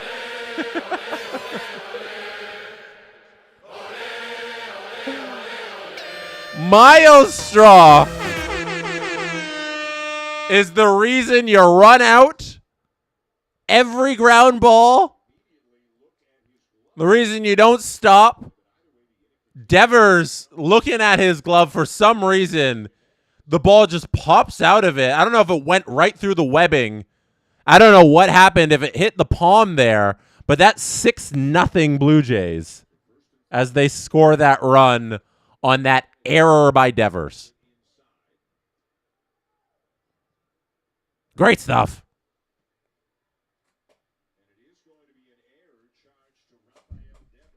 Justin with the super chat. Thank you, Justin. There's a little Austin Matthews crab people for you, Justin. And confetti? Yay, confetti as well. Justin said, fair to say the Giants still looking for first hit. No, I don't think I'm allowed to say that. Am I allowed to say that? Am I allowed to show MLB.com where they have something? Am I allowed? Hold on. Because they have this little thing. If you go to MLB.com right now, I'll bring it up. And you look here, you can see that they put this on the board just to alert people what's happening. Do you see that? Am I allowed to show that? Or is that a jinx? Is that against the rules? Also, their score is behind slightly. I don't think that's against the rules because I didn't say anything. And if you're tuned in here, I assume you already know what's happening. So I just showed you what's happening with the words. I don't think that's a jinx. But tell your friends. Tell your friends to get in here and witness history with SDPN. 1-2 is the count with Jimenez at the plate. Runner on first. Runner on third. Oh, everybody's saying no. Everybody's saying stop it. I'm sorry. I wasn't looking at the chat. Everybody's saying don't do that. Stop. Stop, Jesse, brother. Oh, no.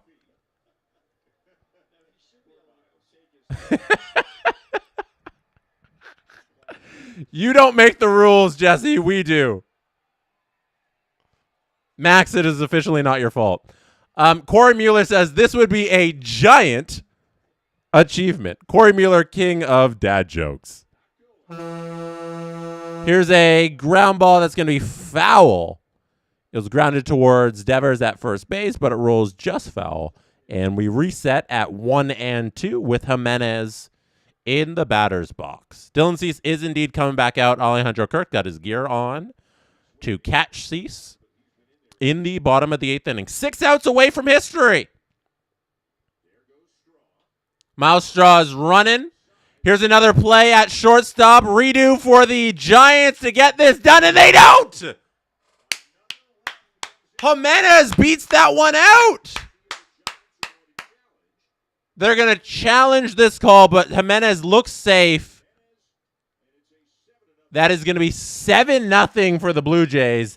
They just keep piling on here. Finally, the bats are awoken. Yesterday, 9 runs. Today, 7 runs. Plus Beautiful hitting. That one's not going to be an error. That one's just really good base running on a play that was a slow rolling ball, just not hit hard enough to get a somewhat speedy Jimenez. 7 on the board for the Jays. Ernie Clement back up to bat as we reset to the top of the lineup, and Ernie hits this one deep center. But it's not going to be enough. Just on the edge of the warning track, Gilbert goes back, catches it. Fly ball out. Jays lead 7-0. Bottom of the 8th we go.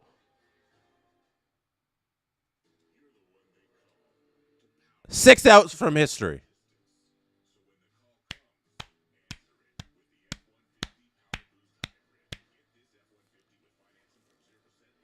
Six for Cease.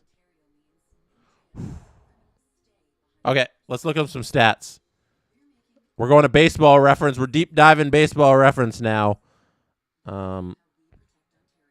0 hitters by Blue Jays. History reference. Okay. We don't do we need to go to Blue Jays?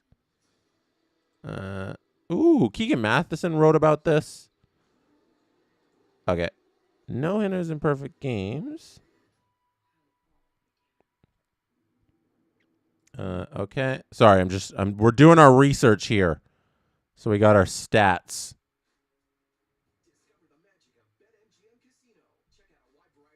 Okay. Team, we're going to sort. Here we go. Okay, if Baseball Reference wants to be slow, I got a lot of streaming going on. Here we go. Dave Steeb. So we got the Dave Steeb game up now. I'm going to move the webcam in a moment. So here we go. Dave Steeb's is the only game where this thing happened that we're 6 hours away from in Blue Jays history. I got it highlighted right there. Cleveland, at the time Indians, now Guardians. September 2nd, 1990. 3-0 victory.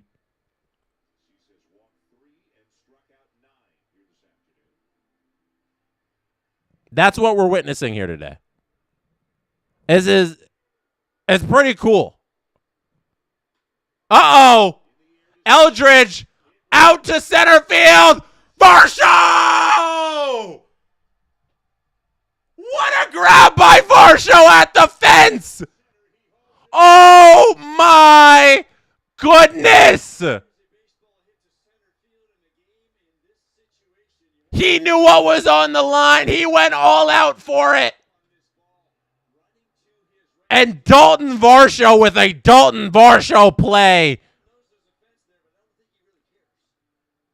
Gold Glove Varsho making it look easy. Banging up against the wall. Preserving this thing for Dylan Cease. We're 5 outs away, people. Holy cow.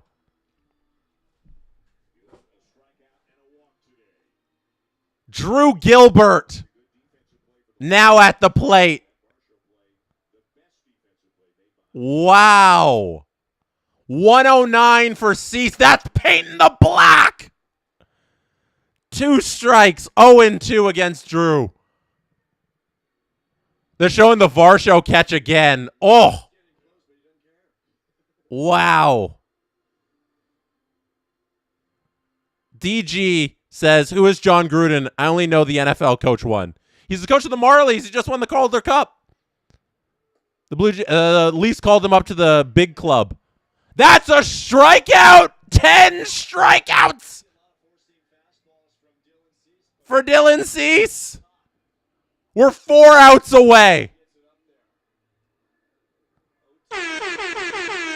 Holy cow.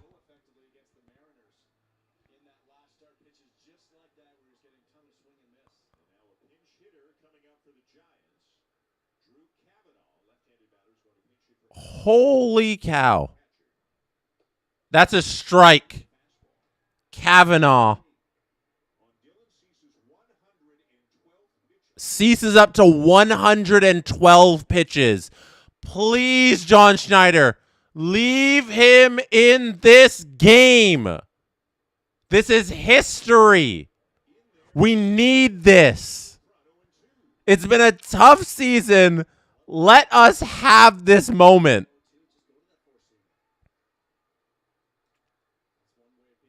Let us have this. That's a ball outside on the 0-2 count. 1-2 now.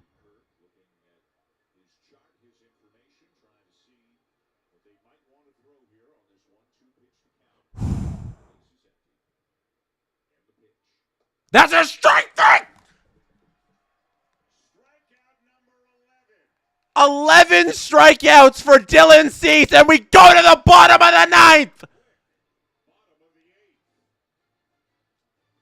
3 outs away from history!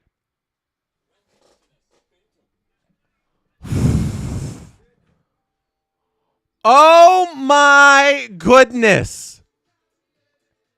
Justin, I think you got to tell the people to tune in for this bottom of the ninth.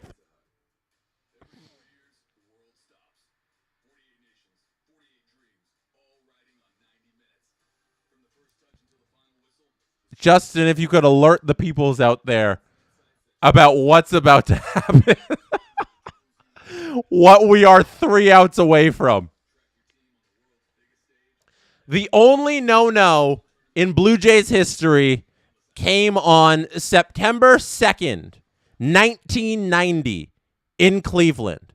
23,640 were there to witness it when Dave Stieb no-no'd Cleveland that day. In the lineup for the Jays, Mookie Wilson, leadoff DH, Tony Fernandez, Kelly Gruber, Fred McGriff, Pat Borders. Glenn Allen Hill. Yeah, Glenn Allen Hill, Ken Williams, Manuel Lee, and Junior Felix. That's the 9 for the Blue Jays in the field. Dave Stieb was on the mound. He had a couple walks, so it wasn't a perfect game. He had 4 walks, 9 strikeouts. 9 strikeouts on the afternoon for Dave Stieb that day.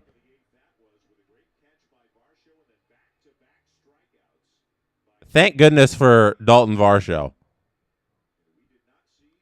Maintaining history here. For the Jays in terms of runs, Fred McGriff drove in 2 of the 3 runs they scored that day. The Jays today make it a lot easier for Dylan Cease than the Jays back then did make it for Dave Stieb.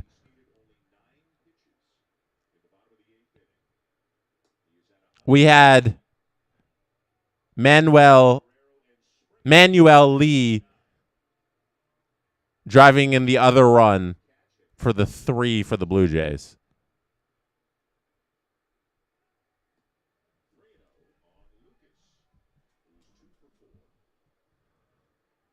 We are having a fun afternoon. Oh, baby. That's 3-0 count. Walker's on the mound now for the Giants, facing Lucas. 3-1 as that ball's thrown in there for a strike.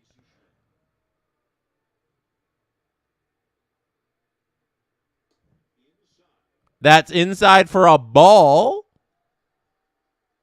Lucas walks.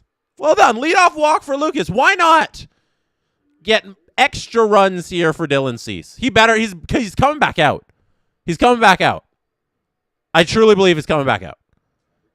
DG says, my bad, Jess. My knowledge about hockey is shaky. My bad for John Gruden? All good. Everybody's learning. Oh, there's Vladdy. Vladdy's breaking out of the slump. What an afternoon we're having as Blue Jays fans. Vladimir Guerrero Jr. gets on the board with a 2-run home run. Play Olay, people. Thank you.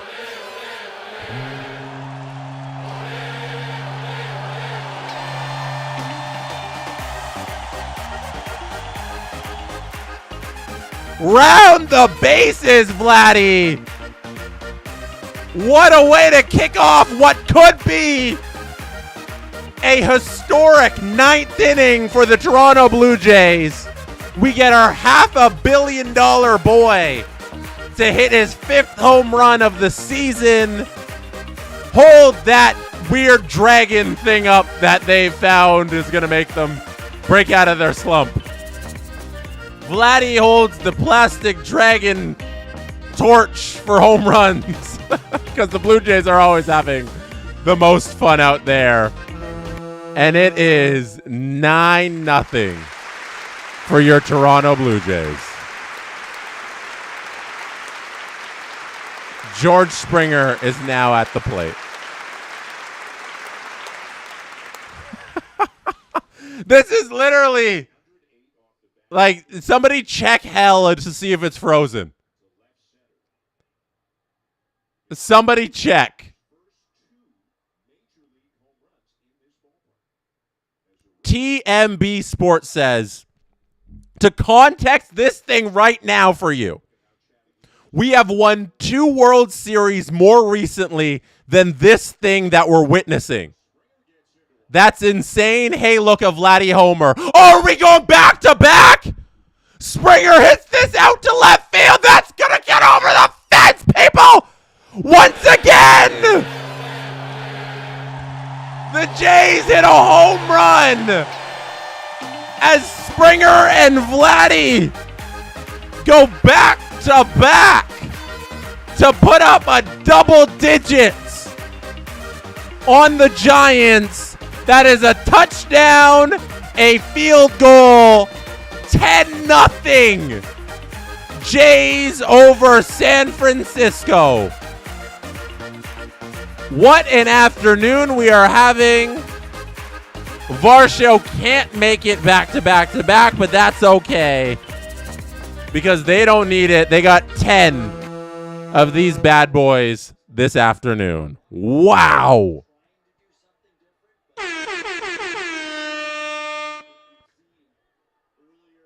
Context from TMB Sports.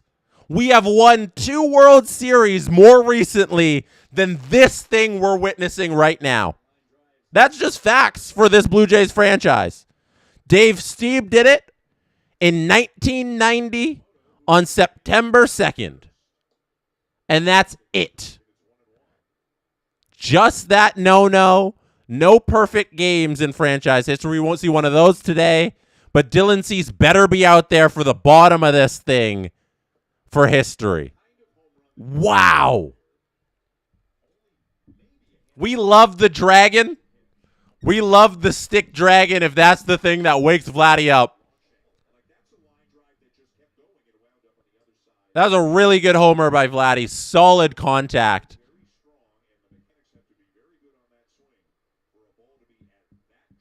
Everything's clicking today. The guy who had 0 power just hit a 2-run blast. Okamoto, if you weren't here many moons ago when he hit a grand slam to start this game, his first career grand slam, that's what happened in the top of the first inning where the Jays put up 5 runs. It was iffy on whether it went out or not, but on replay, we saw that it did indeed leave the ballpark. And now we have a 3-2 count here for Okamoto. Oh. We have a 3-2 count, and he's going to fly out to right field there. And that are 2 outs.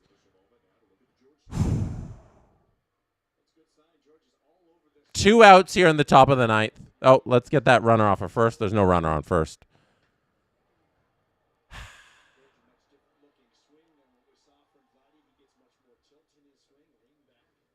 This is going to be a fun bottom of the ninth, people. Strap in. Get ready.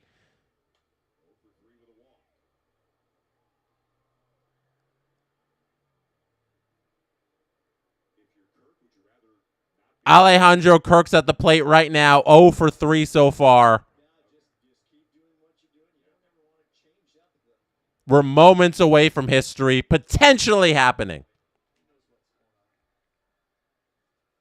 Insider J Money says Cease had the matter baby last game. Shout out Insider J Money. Super chat at the beginning, super chat at the end, super chats all the time.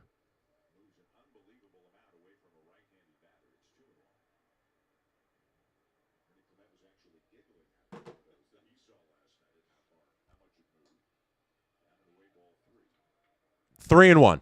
I'm so antsy for this bottom half of the inning. I'm just waiting for that now. Kirk, I hope you reach base here with a 3-2 is the count.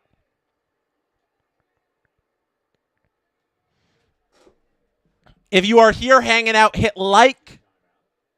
If you are here hanging out, hit subscribe. I appreciate it. Chevy says, Jesse is officially streaming every Jays game from here on out. We pick a random game in the middle of July, early July to stream, and this is what happens. Vladdy homer, Cease potentially doing history. And there's Alejandro Kirk firing a single into right field. Everybody's hitting. Now, San Francisco doesn't have great pitching. But you got it. You can only hit who's in front of you. That's it. They're taking advantage of it. Vladdy is. Springer is. And now Kirk is. Let's see if Miles Straw can keep this thing going.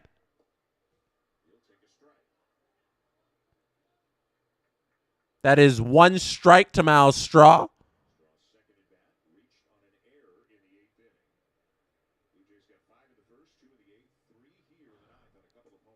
That's a ball inside. 1-1's the count. And he's asking for horns. And he's getting horns. That's for Kirk's hit there. Miles Straw hits one into short. That's not going to be deep enough as Kirk is retired at second. They take the easy out there. Woo! Okay. Okay. This is it, people.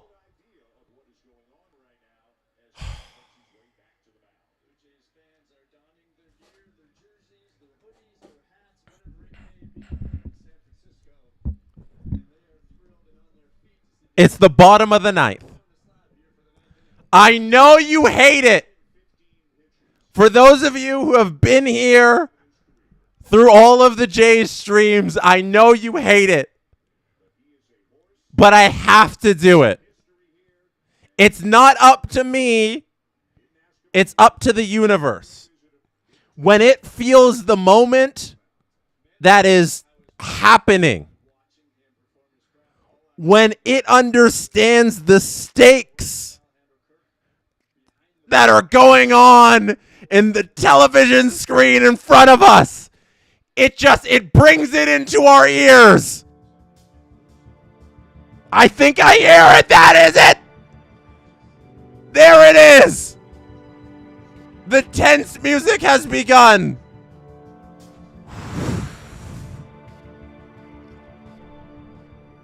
The tense music is here because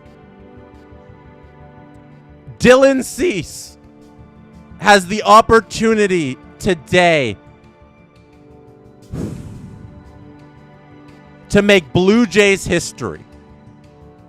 Only one time in franchise history has a pitcher gone 9 innings for the Jays and not allowed the other team to hit the ball from their bat and land it into fair territory without it being an error.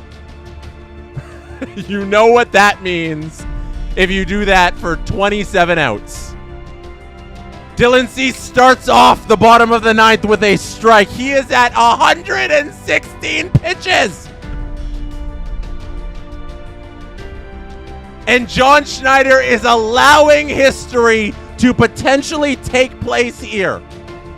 The man who has been so anti-fun And Pro Analytics is allowing the fun to play out here today. And I thank him for that. No! No!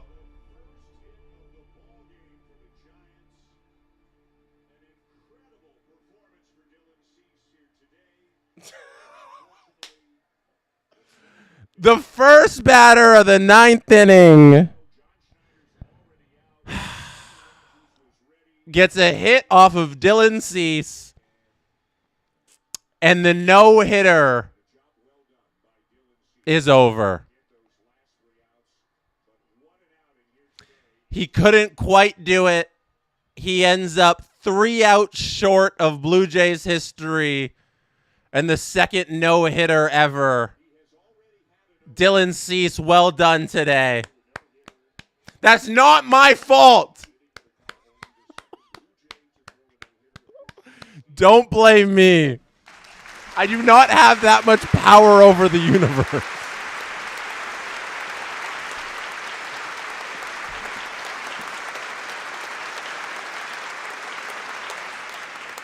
Please give Dylan Cease a round of applause. What an afternoon to almost give us such a special moment together. The chat is not happy when the tense music hits because, yes, the tense music did play at the worst of the moments during the World Series collapse by the Blue Jays. But it did play through great moments, too. The tense music was there for Seattle. The tense music was there for George Springer. Okay? Okay? Dylan Cease couldn't quite do it. Ah!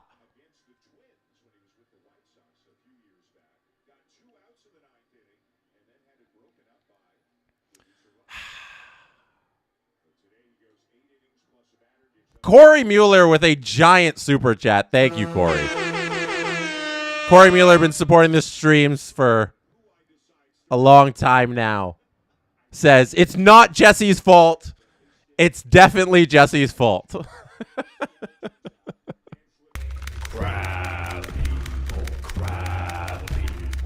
Oh, what a game by Dylan Cease.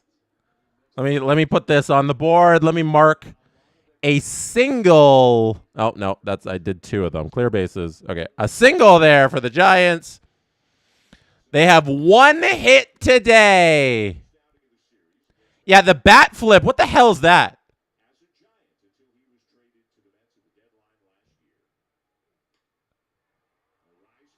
Arise hits one deep to center. Varsho catches it. 1 out.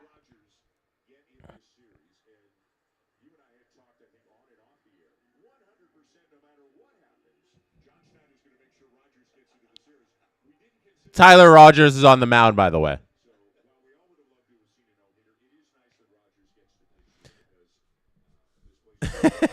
Sean says, Jesse exists in a superposition of being both at fault and not at fault at the same time.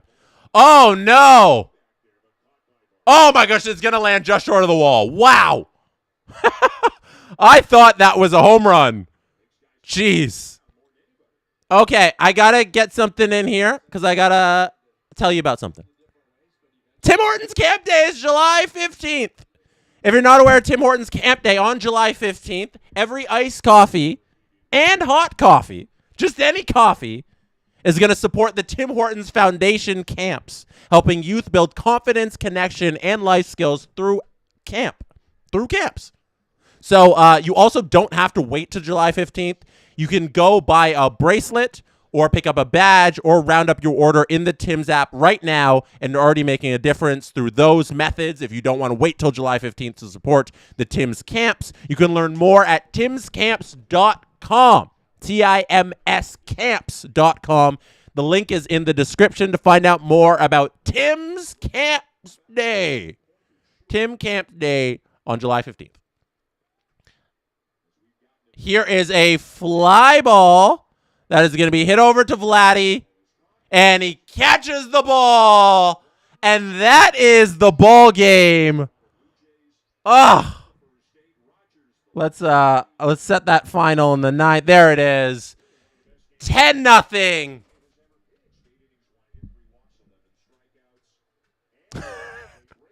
We end this game one hit too many away from history, but the Toronto Blue Jays and Dylan Cease earned this ole. What a game. What a time was had this afternoon with all of you. Shout out you, Corey Mueller, for hanging out. Shout out all of you in the chat who have been hanging out. Blue Jays win it 10-0. We got to witness almost history. Dylan Cease was a lot of fun. Thank you, Andy, for hanging out. Let me know where you're watching from. Let me shout out your city here as we end this thing. Drop in the chat where you witnessed potential history from as Dylan Cease goes 8 innings, 1 hit, no runs, 11 strikeouts, and Tyler Rogers comes in for the final 3 outs of this game. Blue Jays seem to be playing well the last 48 hours. Big win last night against San Fran. Big win today against San Fran. Hopefully, they keep this momentum going against the Padres over this weekend and then in the second half after the All-Star break. Let's turn this Blue Jay season around, people. Let's go. Shout out Toronto, Ecuador, St. Louis, Waterloo, Fort Saskatchewan, Hamilton, Buffalo, Vancouver, Toronto, Earth, the Yukon, anywhere and everywhere you watched from today. I appreciate you. While you are here, hit like on this stream on your way out. Visit sdpn.ca/schedule. That is where you can find out the next time I will be streaming a Blue Jays game. That is sdpn.ca/schedule. The schedule is there for when I will be here hanging out with you during Blue Jays games. This was an absolute blast. Thank you. I can't say thank you enough. Dylan Cease, you almost gave us one hell of an afternoon, but you still did. It just was a little short of history. Thank you to John Schneider, too, for keeping him in there till the very end. That's it. I'm done. Good afternoon.